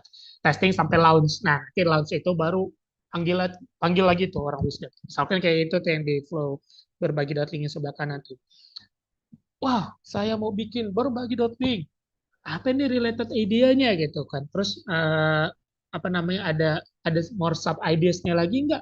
Atau mungkin even more sub ideas-nya lagi nggak? Maksudnya setiap ide itu masih bisa di hierarki lagi, masih bisa di split lagi gitu. Nah, itulah pentingnya product owner sebagai apa namanya secara job desk-nya. Nah, secara prioritas teman-teman, kita bagi kepada 3 hal. Nah, kita bahas dulu di BizDev. BizDev fokusnya itu adalah kepada kebutuhan dan masalah yang ada pada customer. Oke. Yang kedua, fokus pada strategi bisnisnya. Baik untuk pasti eksternal dulu, baru nanti internal gitu. Nah, ini BizDev tuh banyak berperan di sini. Lalu fokus pada kerjasama jangka panjang. Nah, bagaimana? Di sini adalah customer kita tuh akan stay. Kayak tadi yang saya ceritakan di bagian funnel planner, teman-teman. Nah, itu BizDev tuh berperan penting sama tim sales, marketing, dan lain-lain. Yang bagian depan lah, front end, kita tuh bagian nyerang, striker gitu. Nah, yang pastinya orientasi kita adalah customer. Di BizDev itu tuh customer. Apapun customer. Customer. Karena mereka yang ngasih duit ke kita. Oke, product owner di belakang nih. Back office mereka. Nah, fokusnya adalah visi dan misi dari produk yang akan kita ciptakan atau kita berikan. Terus fokus juga sama perancangan, pembuatan dan pengelolaan produk. Terus yang ketiga, fokus pada validasi, klarifikasi, maaf saya tipe di situ, klarifikasi, justifikasi, dan evaluasi. Ya, sisi itulah, sisi dia. Si validasi, si klarifikasi, si justifikasi, dan si evaluasi. Nah, si product owner lah yang sangat product oriented di sini. Prioritas itu ya, teman-teman. Mudah-mudahan teman-teman paham. Nah, secara report, saya balikin lagi aja struktur organisasi kantor saya gitu. Nah, report manajemen kayak gini, teman-teman. Artinya, product management ada di mana, project ada di CTO nih, teman-teman. Product management sama project management di CTO, Chief Technology Officer. Nah, kalau saya di CMO, Chief Marketing Officer, saya sama tim sales marketing, BizDev, dan COO udah SRGA. Nah, ini nanti kita paham reportnya gitu, ke manajemen kita nanti seperti apa. Nah, inilah tim produk, tim project saya nggak masih fotonya karena kurang lebih kita kayaknya udah 30 atau 35 karyawan ya kalau nggak salah ya. Sekitar segituan antara full time, intern sama freelance ada segituan teman-teman. Nah, kita masih muda-muda, paling tua di kantor itu bos kedua saya, umurnya 33 kalau nggak salah, sisa di bawah itu. Oke, teman-teman, alhamdulillah ini udah slide terakhir. Wah, nggak berasa 55 slide. Semoga yang sedikit ini bisa bermanfaat buat teman-teman. Ya, semoga bisa dipahami, saya harapannya itu bisa dipahami dengan baik dan bisa memotivasi teman-teman untuk bisa belajar lebih baik lagi ke depannya. Dan ini karena udah mau 2023 berakhir, insya Allah mudah-mudahan di 2024 teman-teman udah punya plan yang lebih baik, bisa lebih baik lagi. Semangat kakak. Yes. Oke, kurang lebih seperti itu. Mungkin saya izin dulu stop share. Oke. Baik, terima kasih Pak Habil atas penyampaian materinya. Materinya sangat padat dan bergizi ya, teman-teman. Kalau misalnya sering dengar podcast, mungkin materinya daging banget gitu ya. Oke, jadi apa yang disampaikan sama Pak Habil tadi, harapannya bisa menjadi jembatan teman-teman di kelas. Di kelas kan kurang lebih materinya sama kan. Apa yang disampaikan tadi tentang pengembangan produk dari mulai masalah yang ada, akhirnya dibuatkan satu solusi yang tentu aja solusi itu harus sesuai dengan masalah yang dihadapi gitu. Jadi ada peran-peran tertentu yang berusaha untuk mendeliver solusi tersebut, diantaranya tadi Pak Habil sebagai Business Development Manager, terus komunikasi dengan Product Owner dan lain sebagainya. Nah, nanti semoga apa yang disampaikan tadi bisa jadi gambaran teman-teman semuanya di mata kuliah ini nanti ke depannya seperti apa. Pasti ada satu peran yang nanti akan teman-teman ambil gitu dengan mengikuti perkuliahan ini, akhirnya bisa terbayang nanti ketika udah lulus nanti, atau mungkin mulai bisa dirintis dari sekarang gitu, mau berperan sebagai apa, bermanfaat di bidang mana dan lain sebagainya, bisa diambil dari materi yang disampaikan tadi. Nah, di sini sudah ada banyak pertanyaan nih Pak Habil yang mungkin nanti bisa dibantu untuk dijawab ya. Ini saya bantu bacakan. Assalamualaikum, nama saya Sofa, izin bertanya. Yang pertama, apa bedanya business development dan sales? Tadi mungkin sudah disinggung juga, tapi mungkin bisa dijawab. Dan yang kedua, sebagai product owner, bagaimana cara Kak Habil menyikapi stakeholder yang tidak kooperatif? Terima kasih. Mungkin dijawab dulu ya, Pak Habil, nanti dilanjutkan pertanyaan yang lain. Oke, baik. Yang ada di kolom chat ya, Pak Syaiful. Terima kasih Pak Syaiful Ya. atas apa namanya. Saya mengapresiasi sekali, Insya Allah teman-teman banyak yang hadir. Ini untuk pertama kalinya saya webinar sampai 200, Masya Allah, jazakallah teman-teman. Senang banget, saya senang banget. Oke, tadi pertanyaannya dari Alfa Sofa Salsabila. Oke, jadi gini, bedanya business development dan sales ya teman-teman. Pertama, kalau tadi teman-teman lihat secara struktur organisasi, sebentar saya share lagi deh biar seru. Wait, oke, sudah lihat lagi ya teman-teman ya.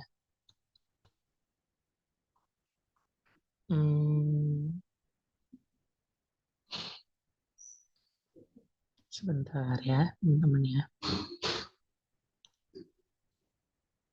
Nah, di sini aja nih. Oke, sudah lihat ya teman-teman. Nah, jadi gini. Nah, saya di divisi CMO, Chief Marketing Officer. Nah, ada sales dan marketing, dan ada BizDev divisinya sendiri. Nah, perbedaannya mungkin teman-teman sebenarnya kalau secara teori banyak di Google teman-teman bisa cari. Cuman implementasinya adalah gini. BizDev itu orientasinya adalah pengembangan bisnis. Nah, makanya sangat relatable dengan produk ataupun jasanya.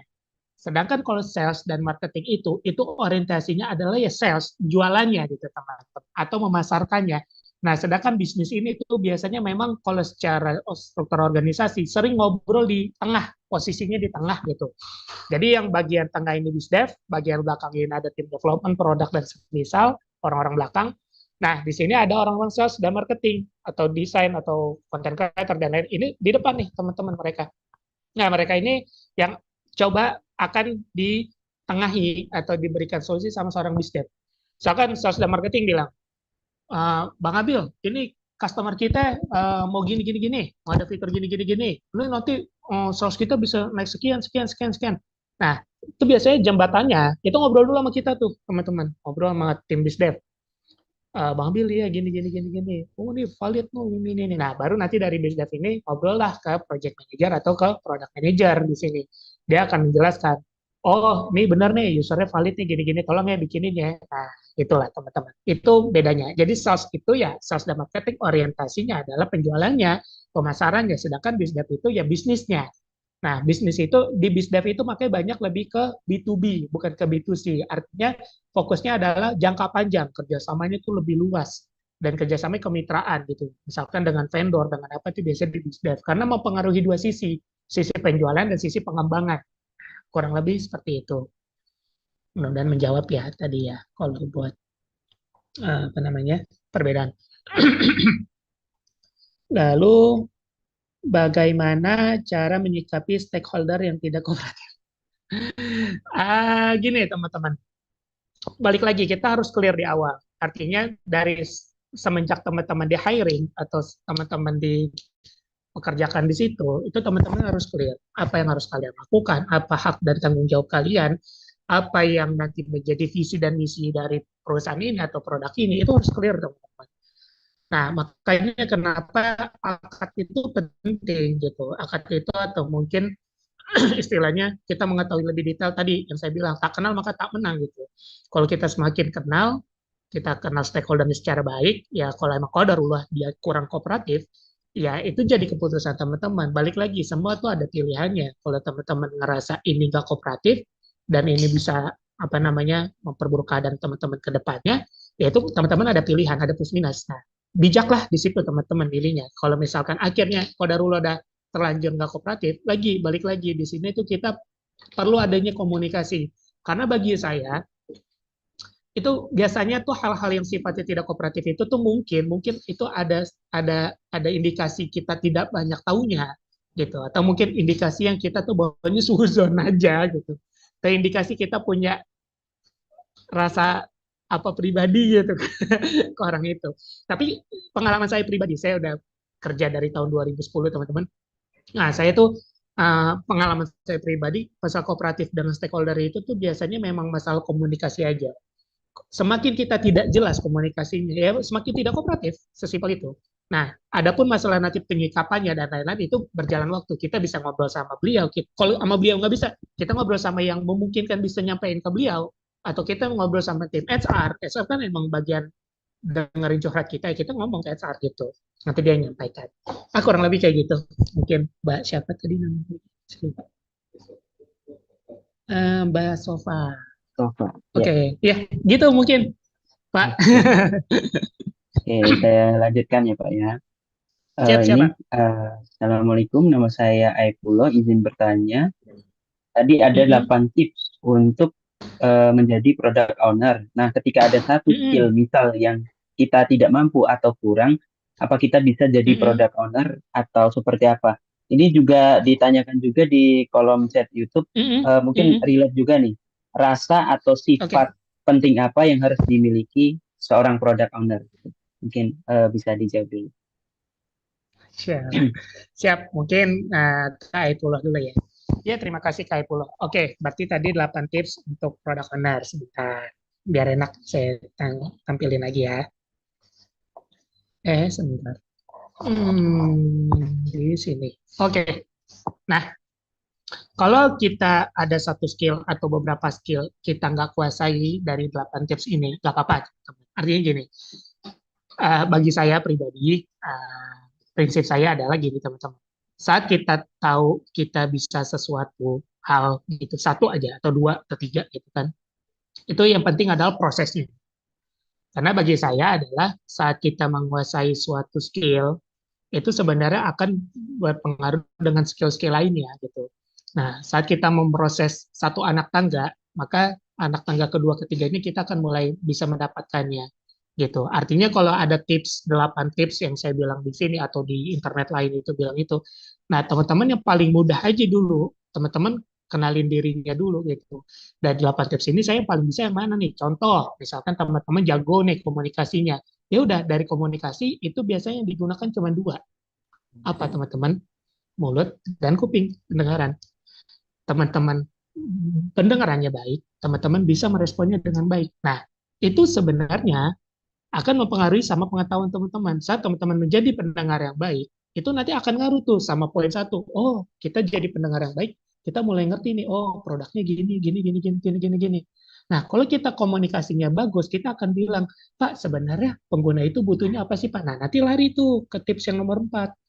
Nah, terus kalau udah kayak gitu, kita alhamdulillah diberi kesempatan sama Allah, apa namanya, pemikirannya sehat, bagus, kalian Masya Allah hebat gitu kan.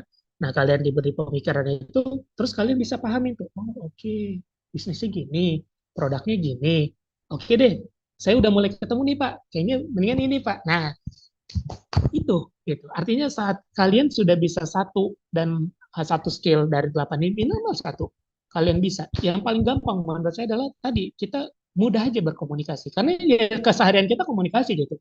Kita rajin jadi pendengar yang baik, kita bisa berkomunikasi dengan baik. Nah, dari situlah yang akhirnya insya Allah kita tuh bisa mulai memahamin ilmu-ilmu lain gitu. Nah, jadi menurut saya teman-teman ya, yaitu bisa dimulai dari situ. Sambil saya baca sebentar. Itulah ya. Nah, kalau kita tidak mampu atau kurang ya tadi itu, maksudnya teman-teman nanti bisa diasah lagi. Dan itu memang butuh waktu teman-teman. Semua butuh proses gitu, nggak ada yang instan. Nah, sebagaimana ya pembelajaran kalian di kampus, kalian juga sampai skripsi kan butuh proses tuh. Saya juga alumni misalnya. Artinya ya sabar teman-teman. Itu semua butuh proses. Semoga nantinya mulai dari satu proses ke proses yang lain mulai bisa terasah skillnya. Lalu tadi mana tuh? Tadi satu lagi apa Pak? Dari chat YouTube Pak. Rasa, chat di YouTube. Rasa rasa atau sifat apa yang penting yang dimiliki oleh seorang product owner? Rasa, feeling ya maksudnya. Iya, rasa atau sifat. Gitu, mungkin sifat apa yang dimiliki mungkin gitu. Sifatnya. Iya, gini mungkin teman-teman tadi ya, saya coba pindah slide sebentar. Di sini. Nah, gini teman-teman. Pengalaman saya pribadi teman-teman. Ya pastinya kita tuh harus banyak mau belajar, pertama itu. Sifat apa yang pertama harus itu, ya kita sifat curiosity-nya itu tinggi gitu. Kalau bagi saya ya teman-teman. kita tuh banyak, yang pertama adalah sifatnya kita legowo untuk bisa belajar banyak hal, kita legowo untuk bisa apa namanya mendengarkan banyak hal kebutuhan orang, dan itu kita mulai legowo untuk bisa menerima banyak masukan. Ya intinya legowo lah sifatnya.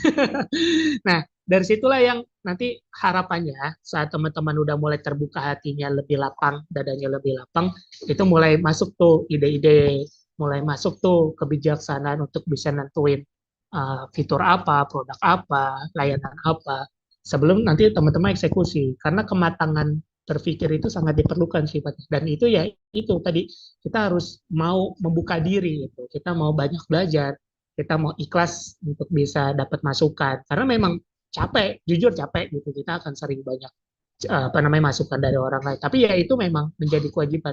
Kalau teman-teman sudah passion di sini, passion untuk bisa banyak kontribusi dalam hal ini, itu insya Allah senang kok teman-teman. Saat produk yang teman-teman buat dengan tadi teman-teman ikhlas, teman-teman berlapang dada, banyak terima masukan kanan kiri, produknya jadi dan bermanfaat, masya Allah. Itu menurut saya pribadi leganya luar biasa teman-teman.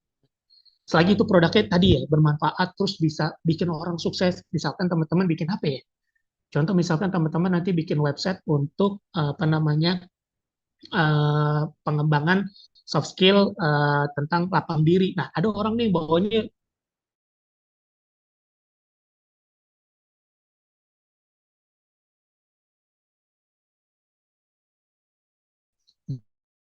diem aja, susah lapang dada.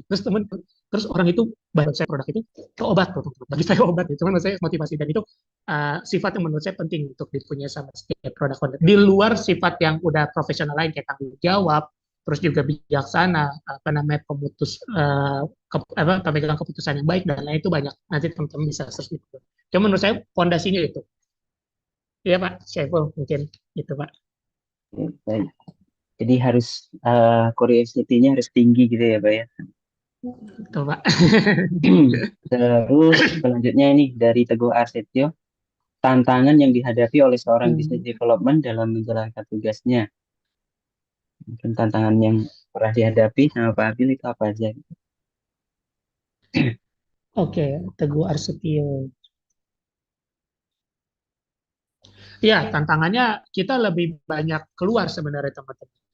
Lebih banyak expect keluar gitu. Karena BizDev itu tuh kalau saya pribadi ya sebagai seorang BizDev itu memang banyak banget mikirin eksternal ketimbang internal. Karena ya lagi kita tuh memikirkan bisnis ini tuh jangka panjang teman-teman. Dan yang membuat jangka panjang pertama ya pastinya rezeki ya dari Allah. Yang kedua yaitu kita tuh tahu ini akan menjadi suatu solusi yang jangka panjang, dan solusi jangka panjang itu kita ngeliatnya keluar bukan ke dalam. Karena ke dalam itu ya dengan kita bikin produk itu di MVP aja udah menyelesaikan satu solusi, itu insya Allah tuh solusi itu akan berulang gitu. Nah, makanya bagi saya itu tantangan yang berat yang sering dihadapi nama saya ya, bagaimana kita bisa menyelesaikan masalahnya orang-orang di luar sana gitu dengan produk kita dan jasa kita, kurang lebih kayak gitu sih teman-teman.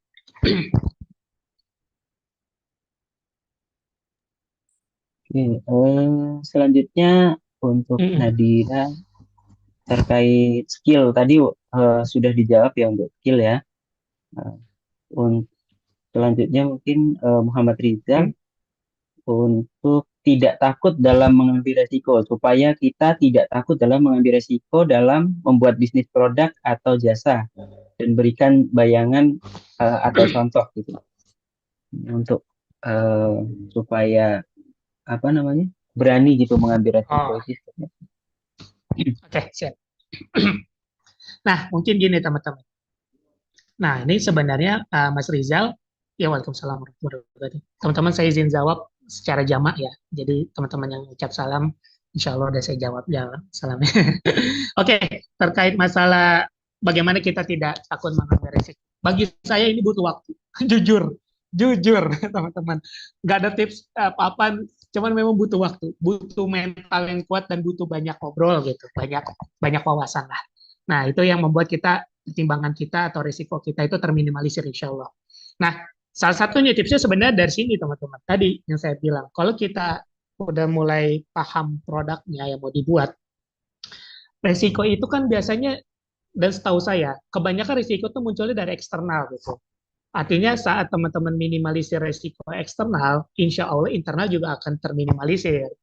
Nah, saat teman-teman sudah bisa memvalidasi resiko tersebut atau produk tersebut biar nggak gagal atau apa, kalian ya benar-benar ada extra miles atau extra effort lah di sini untuk bisa validasinya gitu. Kalian benar-benar harus terjun ke lapangan, kalian harus terjun ke usernya, kalian harus benar-benar nanya, Pak, keluhannya di mana, Bu? Dan semisal gitu. Dan disitulah yang sebenarnya nanti kalian sering berkomunikasi, kalian tadi lapang dada, komunikasi lapang dada itu berulang teman-teman. Nah itulah yang nantinya akan meminimalisir risikonya. Nah manajemen risiko kalau di dunia SOP kerja itu banyak teman-teman. Mulai dari kita akadnya, mulai kita dari apa namanya menyimpan datanya, kan kita platform ya teman-teman. Ada database dan itu tuh akan ada perincilannya lagi yang menjaga itu untuk bisa menjadi suatu manajemen risiko. Tapi kalau buat fundamentalnya teman-teman adalah lagi kita tuh harus validasinya bagus gitu. Ya minimal ikhtiar lah semampu kita untuk bisa, oh iya ini benar aman risikonya, terhindar risiko. Bagi saya teman-teman ada tips bagi saya, semoga ini bisa bermanfaat buat teman-teman. Bagi saya risiko itu di amanah termasuk visi misinya adalah bagi kita adalah halal dan haram sudah jelas gitu teman-teman. Nah, bagaimana adalah kita untuk bisa tidak bermain risikonya di sini. Artinya, saat kita melihat suatu produk bagus, tapi itu ada mudaratnya besar buat kita, buat keluarga kita, negara kita, dan semisal, maka itu jangan bermain di situ. Tapi kalau sudah jelas ini halal, ini mubah, dan lain-lain, itu ya insya Allah risikonya lebih kecil. Karena itu ada jaminan dari pemberi rezeki, yakni Allah SWT. Menurut saya pribadi konsep saya seperti itu, dan teman-teman di amanah kayak gitu.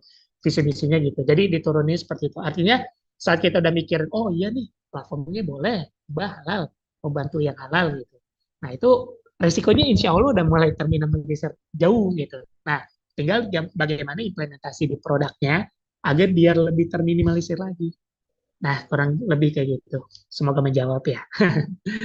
Ya silakan Pak Syaiful. Ya, ya untuk resiko tuh sudah pasti ada ya Pak. Cuman bisa kita minimalisir gitu kan. Betul. Kita emang udah ditakdirkan menerima risiko ya Pak. Iya, risiko tuh. Oke, selanjutnya dari Muhammad Torik. Ini mungkin menanyakan terkait corporate value tadi yang disampaikan di awal. Itu ada terkait akhlak. Mengapa taruhnya di belakang? Apa karena supaya bisa disingkat menjadi etika atau ada yang lain gitu? Nah, insya Allah. Jadi ini apa namanya Mas Tarik? Ya terima kasih. Ya pertama kalau boleh jujur itu memang kita temunya dari kata apa etikanya, akhlaknya di belakang gitu. Cuman akhlak itu kalau pas interview itu dikedepankan, jadi langsung pindah ke depan. Akhlaknya itu. Karena gini teman-teman. Tadi ya ada apa namanya ada excellent, teamwork, integrity, terus juga kompetensi, dan terakhir akhlak. Karena bagi kami semua harus dibungkus dengan akhlak gitu. Baik itu kali integritasnya, kompetensinya, baik itu excellent-nya dalam performance dan semisal, integritasnya itu wajib ditutup, diplastikin, diikat sama akhlak yang baik. Saat akhlak yang baik ini sudah terbungkus dengan rapi, ya contohnya kita beli nasi goreng gitu. Nasi goreng kalau nggak dibungkus kan aur-auran. Masya Allah, bahasa saya ini banget ya teman-teman deh. Aman ya teman-teman deh. Nah intinya maksudnya kayak apa namanya harus ada pembungkusnya. Nah dengan pembungkus yang baik, ya kita tutup dengan akhlak yang baik. Nah, teman-teman insya Allah di Nurul Fikri bagi saya kayaknya Masya Allah nih akhlaknya baik-baik teman-teman. Nah saat akhlaknya baik itu nanti mulai terlihat tuh integritinya. Karena kalau kalian punya 4 ini tapi nggak dibarengi dengan akhlak yang baik, itu nothing teman-teman. Saya udah sering, alhamdulillah saya udah berapa kali pindah PT. Nah kalau saya ketemu bos saya atau ketemu yang lain gitu, saya melihat emang gak jauh-jauh masalah attitude atau akhlak itu tuh sekarang tuh lagi, apalagi sekarang ya teman-teman yang saya tahu mobil HR tuh ada beberapa, mohon maaf sebelumnya, Gen Z yang lagi diramaikan gitu kan, itu attitude-nya kurang baik atau etik atau akhlaknya kurang baik. Padahal padahal dia bisa ngoding apa aja, full stack lah. Dia sertifikasi apa aja. Dia bilang dari univ ini, univ itu. Cuman balik kalau dia cara emailnya, cara salamnya, cara apa namanya bikin lapor, apa namanya bikin CV-nya itu nggak baik, wah itu udah langsung first impression-nya balik lagi tadi saya bilang ya di awal, first impression tuh mempengaruhi. Saat first impression udah enggak deh, enggak deh, ini orang akhlaknya udah bagus gitu kan, itu udah nggak bakalan kita jadi lebih tahu dia ternyata hebat dan semisal. Nah itulah yang jadi corporate value di Amanah, Mas Tarik dan teman-teman. Kurang lebih seperti itu. Ya, ya saya berkali-kali pesan ke mahasiswa. Jadi jangan cuma jadi mahasiswa yang terlatih, tapi jadilah mahasiswa yang terdidik gitu. Kalau terlatih kan misalnya Masya kalau Allah. kayak Coba. kayak kita dilihat di sirkus itu kan, misalnya kayak Hmm, hmm. lumba-lumba itu kan bisa diapa-apain karena mereka terlatih. Dia merekam apa sesuatu, tapi dia bukan hewan yang terdidik gitu. Nah, bedanya kita manusia sama hewan itu kita terdidik gitu. Nah, saya beberapa kali ini nemuin apa namanya banyak web yang itu Pak, apa namanya terkena hack yang slot gacor, judi Oh, online dan lain sebagainya. Itu kan betul Pak. orangnya kurang pintar apa coba bisa bikin hal-hal tersebut gitu. Nah, semoga Betul. teman-teman di sini nggak ada yang terjebak di sana gitu, tapi skillnya bagus Amin. diiringi sama etika maupun akhlak tadi yang jadi oke. Kita lanjutkan ya, Pak ya, terkait dengan Insya Allah. eh, Siap. dari pertanyaan dari Ayu nih. Hmm, Bagaimana cara mengembangkan jaringan bisnis dan menjalin kemitraan yang saling menguntungkan? Ini terkait. Masya Allah. Pak, ini udah mulai banyak yang kerana bisnis nih Pak. Ya Gak apa-apa kayaknya ya lebih Pak ya. lebih menarik gitu ya. Gak Eh, apa-apa ya Pak saya Saiful. paham sih Pak, mahasiswa IT itu, apalagi yang Iya, masuk iya. SI ya, kayaknya mereka paling takut sama yang namanya ngoding gitu. Kalau boleh jujur ya, ini makanya ketemu sama yang namanya Siap. product owner, bisnis gitu, mungkin lebih menarik ya daripada ketemu sama bahasa pemrograman loh. Ya Siap, mungkin siap, siap. ya, Teman-teman. bisa dijawab. Ya, oke. Terima kasih Mbak Ayu. Ya, jadi gini, jaringan bisnis. Lagi, pondasinya kita harus tahu dulu dari founder kita atau dari bos kita atau dari siapapun yang memang dia itu udah paham banget konsep ide produknya secara secara gini teman-teman. Bagi saya seorang business development adalah tadi kita memahaminya dengan baik dulu. Saat kita udah mulai pahami produk kita dengan baik, kita tahu bagaimana cara menjualnya, bagaimana kita nanti untuk mengimplementasikannya, bagaimana kita ngebuildnya, itu nanti akan, alhamdulillah Allah mudahkan kita bisa cepat ya. Indonesia tuh setahu saya karakternya tuh memang bawaannya tuh bisa bisa apa namanya untuk generalisernya tuh bagus banget. Saya pernah baca riset di artikel mana gitu. Jadi cepat gitu kita mikir. Nah, saat kita mulai paham itu, kita udah mulai biasanya kelihatan tuh teman-teman jaringan bisnisnya. Kalau misalkan di Amanah, Amanah core-nya adalah IT solution. Nah, IT solution ini kan fokusnya adalah jasa yang diberikan untuk melayani pengembangan bisnis. Nah, masuknya kita ke situ secara bisnis itu adalah memberikan solusi untuk dikembangkan bisnisnya. Nah, dari pengembangan bisnis ini biasanya kita fokus. Contoh tadi ada beberapa proyek. Proyeknya misalkan kayak tadi atau produk lah bisa top up. Nah, jaringannya adalah kita bikin dulu dari satu konter. Satu konter puas sama kita itu biasanya udah tadi yang saya bilang ada loyalis. Saat loyalis itu udah mulai nanti insya Allah selagi produk kita benar-benar bagus dan bermanfaat, itu lebih cepat jaringan bisnis. Karena produk kita proven gitu. Nah, semenjak produk kita udah bisa dikatakan proven dan bisa memberikan solusi buat mereka, walaupun nggak ke semua ya, kita bilang semua produk kita itu jangan terlalu lebay, kita bilang ke semua, enggak. Ketemu semampu kita adalah orang-orang ini aja gitu. Nah, dari situlah nanti testimoninya mereka. Nah, mode to mode itu sangat worth it menurut saya. Indonesia itu masih kuat pasar kayak gitu. Saat ada mode to mode kayak alhamdulillah mungkin tadi Pak Syaiful sempat spill di depan ya. Bisa top up saya belum share kompromi sini tapi teman-teman bisa lihat di website kita. Kita alhamdulillah udah 290.000. Nah, itu sudah sampai ke negara tetangga Brunei, Malaysia. Bahkan ada di Korea beberapa TKI pakai bisa top up untuk dia dapat gaji, mereka top up, mereka kirimin ke keluarga, bayar listrik di keluarga dan semisal. Nah, berbagi dotling udah sampai Madinah, alhamdulillah. Dan beberapa anak magang kita yang bikin berbagi dotling namanya Nali itu udah sekarang di Universitas Islam Madinah, XUI juga. Nah, itu maksudnya tadi kita tuh mulai fokus dulu ke pasar kita yang kecil. Nah, pasar kita yang kecil mulai besar, mulai besar, mulai besar. Nah, inilah yang membuat kita itu untuk bisa lebih mudah untuk bisa mendapatkan jaringan bisnisnya nanti. Nah, pastinya kemitraan atau jaringan bisnis ini tuh yang dilihat adalah apa keuntungannya. Nah, tadi kalau keuntungan kita udah kuat, produk kita udah kuat, bisa memberikan keuntungan, itu ya insya Allah akan cepat aja berjalannya. Nah, kalau teman-teman mau lihat tips dan trik yang lain yang lebih ini, kalau di amanah, itu tadi kita fokus dulu apa yang kita bikin. Bikin dulu, kita ikhtiar sekuat mungkin dari bikin produknya. Bagus, benar-benar bisa memberikan solusi, itu nanti mulut ke mulut jalan, teman-teman. Dan itu ada faktor rezeki ya, teman-teman. Nah, itulah yang kita coba, ya udah namanya fokus, ya kita nggak akan tercerai-berai pikiran kita.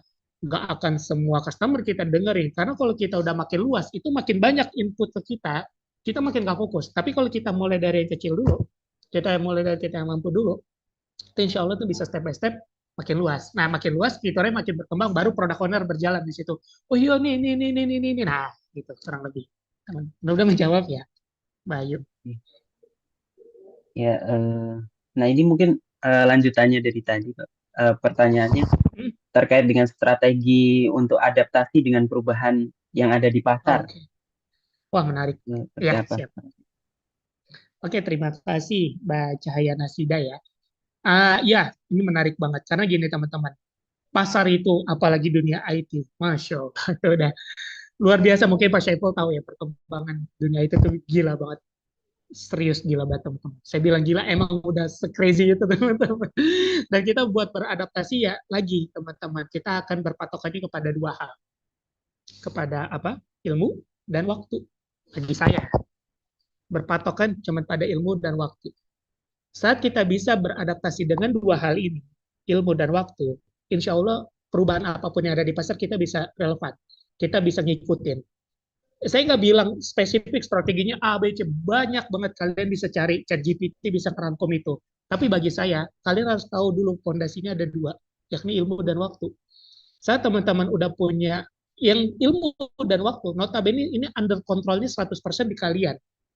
Nah, saat kalian udah bisa megang ini 100% controllingnya di kalian, nah inilah yang akan bisa menggerakkan kalian. Nah, gerakan inilah yang akan bisa kalian pakai untuk mengadaptasi perubahannya. Jadi pasar itu sebenarnya adalah balik lagi, dia melihat kondisi luas, makanya dibilang perkembangan pasar, bukan perkembangan individu. Nah, kitalah yang punya waktu, kitalah yang punya ilmu, belajar terus gitu. Belajar terus, kita ngobrol sama orang, kita minta nasihat Pak Syaiful, Pak Reza, dan semisal gitu, teman-teman yang lain. Ada apa sih? Ada apa sih? Lagi tren apa sih? Nah, kalian kan buka sih apa sosmed ya, TikTok, YouTube, IG, dan semisal itu kan selalu akan ada update. Bahkan Depok 24 jam aja update. Depok 24 jam aja update gitu, teman-teman. Maksudnya kayak kita akan tahu gitu. Maksudnya alhamdulillah dimudahkan banget. Nah, kita pegang nih dua tadi, ilmu dan waktu. Saat kita punya ilmu dan waktu pengelolaannya baik, insya Allah kita bisa lebih adaptasi. Nah, strategi bisnisnya, balik lagi, kita tuh punya bisnis plan, teman-teman. Nah, kalau bisnis plan-nya itu biasanya memang dirancang, ya kita ngumpul bareng lagi, stakeholder akan bilang, ini kita 2024 seperti apa. Nah, saya sebagai bisnis seperti apa, sales seperti apa. Nah, itu kita duduk bareng. Nah, duduk bareng baru kita bisa bikin strategi. Nah, ada strategi pribadi, ada strategi divisi, ada strategi perusahaan. Itu luas, tapi tadi balik lagi kita punya ilmu dan waktu. Nah, kita pakai dulu, kita mikirin, oke, kita tahu nih, sekarang lagi tren ini, tren ini, tren ini. Oke, waktunya tinggal segini. Nanti ada yang riset, kalau misalkan AI itu akan bertahan sampai 2045, misalkan. Oh, oke, berarti 2045. Apa yang relevan dengan bisnis sekarang? Nah, itu, kita akan sering itu. Dan insya Allah dengan kita fokus kedua ini, kita akan disibukkan dengan hal yang baik, menurut saya pribadi. Gitu sih. Ya, baik. Untuk pertanyaan dari Lutfi, Dita, dan Agnes tadi hampir mirip ya terkait dengan tantangan, terus strategi pasar, sama mengatasi konsumen. Jadi tadi sudah dijawab. Jadi saya lompat ke pertanyaan Imaduddin. Di awal kakak dijelaskan sebagai seorang product owner, tapi menjabat sebagai business development. Itu bagaimana menyesuaikan antara prioritas yang berbeda gitu? Apakah double role atau seperti apa gitu, mungkin perlu dijelaskan lagi gitu, Mbak. Ya, oke, siap. Nah, ini mungkin tadi ada slide-nya ya, teman-teman ya. Mungkin saya izin share lagi. Oke, ini ya teman-temannya. Nah, jadi memang tadi prioritas adalah kunci. Makanya saya kasih gambar kunci. Jadi prioritas saya sebagai BizDev tetap saya akan customer oriented. Customer oriented. Nah, product owner ini ada di product oriented. Tadi kita tuh butuh rinciannya di belakang tadi saya udah jelasin ya teman-teman. Kita butuh waktu riset, kita butuh ide, validasi dan lain-lain. Nah, karena saya posisinya sebagai BizDev, saya lebih banyak fokusnya ke customer dulu. Saya tumpahin ke teman-teman produk gitu. Nah, product owner di saya, memang saya itu di produk beberapa produk saya pegang sendiri, tapi ada beberapa produk yang bisa top up, minta si bank, bisa chat, itu nggak saya pegang. Ada beberapa produk lagi dipegang sama teman lagi. Nah, yang saya pegang itu yang memang beneran saya bisa langsung eksekusi. Artinya, bagaimana korelasinya antara BizDev dan product owner? Ya, tadi kita melihat kemampuan kita semua. Dari sisi saya, dari sisi tim produk, finance, dan semisal, itu dia itu seperti apa. Nah, itulah yang akan kita tentukan prioritasnya. Saat kita udah ketemu, oke, dari fitur A, ternyata dari fitur A ini kita bisa kembangin bentar kok cuman sehari 2 hari besok udah langsung jadi, itu bisa langsung jadi prioritasnya produk owner. Nah, pentingnya komunikasi di sinilah yang akan menentukan tadi prioritas. Jadi insya Allah semakin clear komunikasi kita, itu prioritas kita juga makin jelas sih teman-teman. Mudah-mudahan menjawab ya. Baik, dilanjutkan untuk apa namanya dari Elzan, pertanyaannya bagaimana cara mengukur kesuksesan sebagai product owner. Terus ini ada yang tanya juga bagaimana product owner mengukur kesuksesan produknya gitu. Jadi mungkin ada dua perspektif gitu Pak. Jadi kesuksesan si product owner sama kesuksesan dari produk yang diciptakan itu sendiri itu seperti apa gitu. Siap. Ya, jadi gini, Mbak Elzan ya. Oke, terima kasih. Menarik. Memang kalau masalah kesuksesan sebagai product owner, tadi kita ada KPI, kita ada target. Nih, ini apa saya lihat dari perspektif kita dari perusahaan ke seorang staff gitu atau tim product owner. Kita ada KPI, kita ada target pastinya, kita ada OKR. Nah, nanti teman-teman bisa searching ya. Nah, intinya adalah kita pas di hiring, kita kan udah punya target teman-teman. 1 bulan kita digaji, atau mungkin 3 bulan kita disuruh bikin proyek. Nah, itu jadi KPI kita. Kesuksesan kita ya kalau tercapai KPI-nya, sesimpel itu insya Allah. Adapun kalau cara mengukurnya yang paling kompleks dan lain-lain, itu banyak sebenarnya biasanya. Cuman kalau di amanah, tadi kita udah punya akadnya, kita udah ada clear tujuannya, KPI-nya, ada target kita tiap bulan yang diberikan seperti apa. Ya, itu balik lagi kebijaksanaan founder, kebijaksanaan ini dalam menentukan KPI-nya. Nah, kita sukses sebagai individu saat kita udah mulai tadi nilai-nilai yang udah ditentukan di akad itu kita penuhin semua tanpa ada minus, insya Allah itu udah sukses. Kategori saya seperti itu. Nah, ada perspektif yang lain terkait bagaimana produk ini dianggap sukses produknya. Kalau di amanah Pak Syaiful dan teman-teman, itu tadi kita udah punya visi dan misi yang clear. Saat kita membuat produk ini baik dan benar dan digunakan orang plus bermanfaat, baik itu dia berbayar atau enggak, ini urusan ada akumulasinya lagi lah. Masalah kita bakar duit dulu sampai nanti profit, dan itu ada bahasan lain. Mudah-mudahan nanti kita bisa ngobrol lagi teman-teman. Nah, cuman intinya adalah ya suksesnya kita itu. Kita yakin di amanah itu insya Allah rezeki sudah Allah takdirkan ke setiap orang. Nah, artinya kita kita ikhtiar aja dulu, ikhtiar jalan dulu, kita fokus, kita benar caranya, insya Allah itu produknya dipakai, kesuksesannya itu saat ya lagi orang itu merekomendasikan. Makanya kenapa ada fitur ulasan, ada fitur rekomendasi, ada cara rekomendasi, itu kalau bagi saya yang pembelajaran di dunia bisnis, yaitu salah satu indikasi kesuksesan. Fitur ulasan itu atau rekomendasi seorang itu adalah yaitu faktor kesuksesan. Saya nggak bilang harus 100% nilainya bla bla bla, enggak. Cuman maksudnya ya tadi kalau teman-teman punya satu produk kalian bikin, teman kalian suka, pakai, bermanfaat dan di-share lagi sama dia, itu sukses. Insya Allah itu sukses. Gitu kurang lebih. Baik, terima kasih. Hanin, dari Hanin pertanyaannya, tips apa saja yang harus diperhatikan agar customer itu percaya kepada kita sebagai perusahaan baru? Nah, mungkin mau merintis gitu Pak, agar percaya tuh Masya Allah. customer-nya dengan. Oke, siap. Iya, terima kasih Mbak Hanin Salwa ya.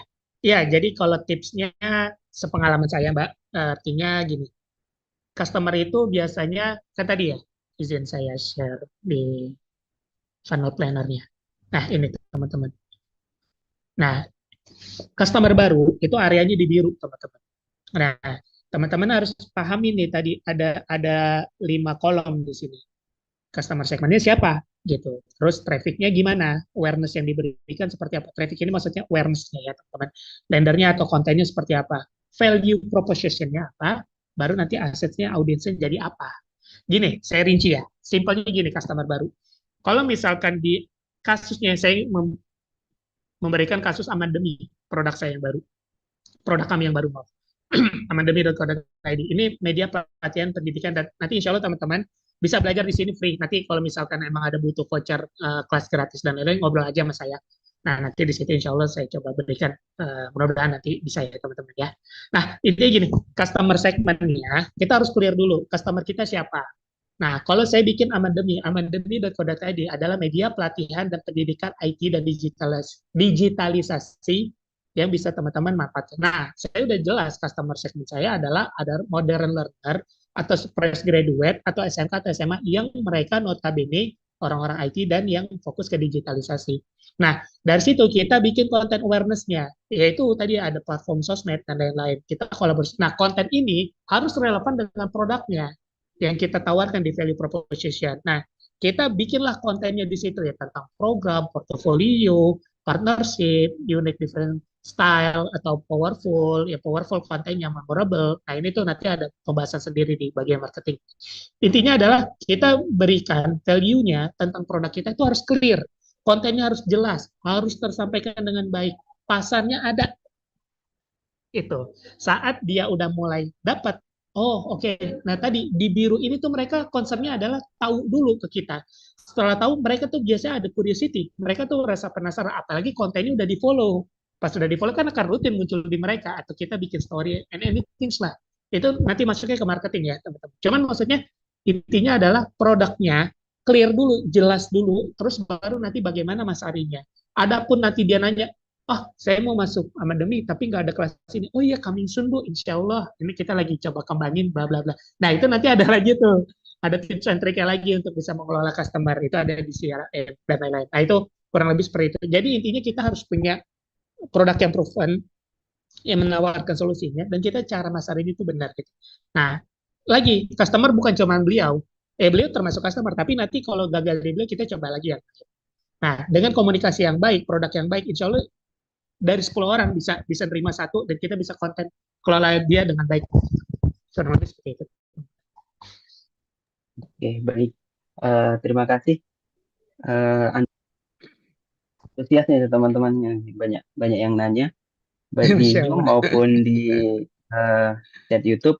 Cuma Masya karena Allah. keterbatasan waktu kita, Oh iya. mungkin di pertemuan selanjutnya bisa ditanyakan atau misal nanti ada kesempatan lagi Siapa? bisa bertanya gitu ya. Mungkin Ya, siap. terakhir dari Pak Habil ini apa namanya pesan buat teman-teman di sini yang apa masih mahasiswa gitu. Nanti ke depannya itu untuk menjadi apa ya ibaratnya yang bergerak di bidang IT itu seperti apa gitu. Nah, akhir-akhir ini kan banyak perusahaan-perusahaan IT yang kita lihat besar gitu kan, tapi ternyata banyak yang eh, karyawannya di layoff kan gitu dan lain sebagainya. Nah, itu Ya. pesannya itu untuk teman-teman yang sekarang masih merintis itu seperti apa nanti ke depannya dan pasar di industri IT itu seperti apa gitu. Oke, siap. Masya Allah, menarik sekali pertanyaannya Pak Syed. Iya, mungkin sebelumnya saya ucapkan terima kasih banyak ya buat teman-teman semua. Saya senang sekali bisa berbagi ilmu dan pengalaman buat kalian. Intinya gini teman-teman, kalau pandangan saya dan amanah gitu ya, maksudnya PT Amanah Karya Indonesia, pertama adalah hakikatnya kita pahami dulu fundamental, segala bentuk fundamental teman-teman. Artinya bagi saya pribadi, kita akan insya Allah akan lebih kuat saat kita tahu dasarnya. Kita akan bisa lebih bertahan lama saat kita punya ilmu dasarnya. Apapun itu bisa kalian relatekan kemana. Nah, kalau konteksnya tadi ke perusahaan IT, nah lagi kita tuh akan diberikan apa namanya istilahnya ya, akan diberikan suatu fenomena itu akan yang hal-hal yang baru gitu. hal-hal yang baru. Misalkan contoh kayak bisnis AI, cryptocurrency, terus juga ada Bitcoin, anything else gitu kan. Itu kan hal-hal yang baru yang wow, Masya Allah dulu nggak ada, sekarang ada gitu. Nah, fundamentalnya lagi kita lihat adalah siapa yang menggunakan, siapa pasarnya, adakah yang menggunakan dan ini seberapa lama mereka akan gunakan, seberapa nyaman mereka akan gunakan. Itu semua pertanyaannya dari 5H, 1W, 5W, 1H, kebalik data saya. Nah, itu kalau kalian udah bisa menjawab sama bentuk fundamental, kayak ini nih, customer and market, kalian bisa jabarin ini fundamentalnya dengan baik, insya Allah kalian udah punya cara masarinnya, udah ketemu pasarnya, tinggal bikin produknya, gitu kan. Nah, tadi kalau misalkan kenapa ada perusahaan yang gede dan lain-lain, kalau kalian ikutin ceritanya, ya mereka kan disuntik dana gitu. Nah, suntik dana ini kan sebenarnya tujuannya adalah ya tadi kita nggak tahu ya apakah mereka memang menjual itu karena memang kalau yang saya lihat di sini tuh semua permainan bisnis gitu. Pak Syaiful dan teman-teman ini permainan bisnis artinya kalau relevansinya ke teman-teman yang lagi merintis usaha, namanya merintis, fokus pertama adalah tentang apa? Sales yang di lingkungan kalian, target kalian di awal gitu. Karena kalau yang sudah besar lalu dia kolaps, itu biasanya memang di sini ada ketidakstabilan jangka panjang. Nah, yang saya pelajari dari guru-guru saya adalah lagi fundamental bisnisnya agak kurang dan agak apa namanya over ekspektasi. Ya lagi kalau kita liatin startup yang bubar itu kan yang dijual apa? Valuasi. Teman-teman mungkin bisa searching kenapa mereka bisa gagal, kenapa mereka bisa mendambakan valuasi. Padahal kita digaji itu kan menggunakan uang bukan menggunakan valuasi user. Nah, balik lagi mereka ada investor yang mendanai dana. Nah, artinya kami masih memegang prinsip customer oriented. Duit kita digaji, kita produk kita dipakai, itu ya memang karena customer puas sama produk kita. Fundamentalnya harus dikuatin dulu. Timnya, kalian tuh nggak usah expect banget harus bikin AI. Kalian harus bikin aplikasi super apps. Enggak, bisa top up 2010 dibikin sama Pak Hadafi. Itu versi web. Dari versi web, baru nanti dia bikin versi plugin. Dari plugin, baru bikin apps. Dari bikin apps, itu yang pakai cuma 2 orang, teman-teman. Udah jadi apps loh. Udah jadi apps loh. Itu 2 orang yang pakai. Nah, dari situ beliau baru apa namanya fokus di situ. Beliau ketemu titik poinnya, tipping poinnya ketemu. Baru nanti di situ pengembangannya dan alhamdulillah sampai detik ini kita udah sampai 300-an ribu user dan omset kita alhamdulillah sampai 20 miliar per bulan. Dan itu semua butuh proses gitu. Jadi teman-teman kudu sabar. Kalian tuh semua berproses gitu. Kalau kalian punya mindset yang fundamentalnya bagus, kalian ikhtiarnya bagus, dan kalian punya hakikat bahwasannya rezeki Allah yang takdirkan, yang penting kalian cari dengan cara yang benar, ya insya Allah kita nggak terlalu berlomba banget sama mereka yang membangga-banggakan itu, yang akhirnya ujung-ujungnya kolaps gitu. Nah, disitulah yang menurut saya agak mahal ya Pak Syaiful, mungkin Pak Syaiful juga ngerasain gitu kan, bagi teman-teman yang sekarang nih notabene terlalu instan mengkonsumsi apapun, itu akhirnya kayak tidak percaya proses. Nah, itulah yang sedih lah gitu, saya sedih. Tapi saya nggak bilang itu general ya ke semua, enggak. Saya ngelihat ada teman-teman yang bagus-bagus. Mereka masih muda, mereka udah punya fundamental tadi, mindset yang bagus, fundamentalnya bagus. Nah, beliau tuh sangat senang. Tadi produk-produk amanah yang sudah sukses publish, itu kan buat anak magang yang notabene mereka masih semester 5, semester 6, 7. Nah, mereka tuh senang banget. Mereka tuh apa namanya passion banget gitu. Mereka fundamental udah bagus, mereka passion lagi, oh cakep udah. Nah, nasihat saya semoga teman-teman kuat di fundamentalnya, kuat di mindsetnya, jangan terlalu sibuk dengan hal-hal yang terlalu luas. Teman-teman fokus saja kepada satu hal yang teman-teman sukai saat ini. Selagi itu halal, baik, dan fundamental bagus, go ahead, insya Allah kalau mudahkan teman-teman. Barakallahu fikum. Terima kasih Pak Habil atas sharingnya hari ini. Semoga bisa bermanfaat untuk teman-teman semuanya dan Amin. bisa nanti diterapkan ya ke depannya. Nah, sebelum saya tutup, mungkin Bu Sally ada yang mau disampaikan terlebih dahulu. Silahkan. Oke. Sebelumnya terima kasih Kak Habil, saya manggil Kak nih. Ya, siap, Mbak. Sebelumnya terima kasih banyak nih. Sebenarnya saya juga pengen ini aja ya. Cuma kan tadi diskusinya juga sudah cukup ini ya, sudah cukup hidup gitu ya. Semoga mungkin tadi nanti Insya Allah. kapan-kapan bisa mengundang lagi. Sekali lagi jazakallah Dengan khair. senang hati. Itu aja. Jazakallah khair. Itu aja paling Mas Saiful. Oke, baik. Terima kasih teman-teman yang sudah hadir.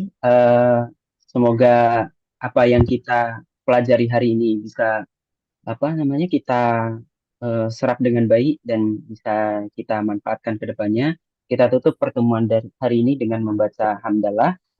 Alhamdulillah. Kurang Alhamdulillah. lebihnya dari saya mohon maaf. Wassalamualaikum warahmatullahi wabarakatuh. Waalaikumsalam warahmatullahi wabarakatuh. Pamit ya. Waalaikumsalam. Terima kasih Terima kasih, teman.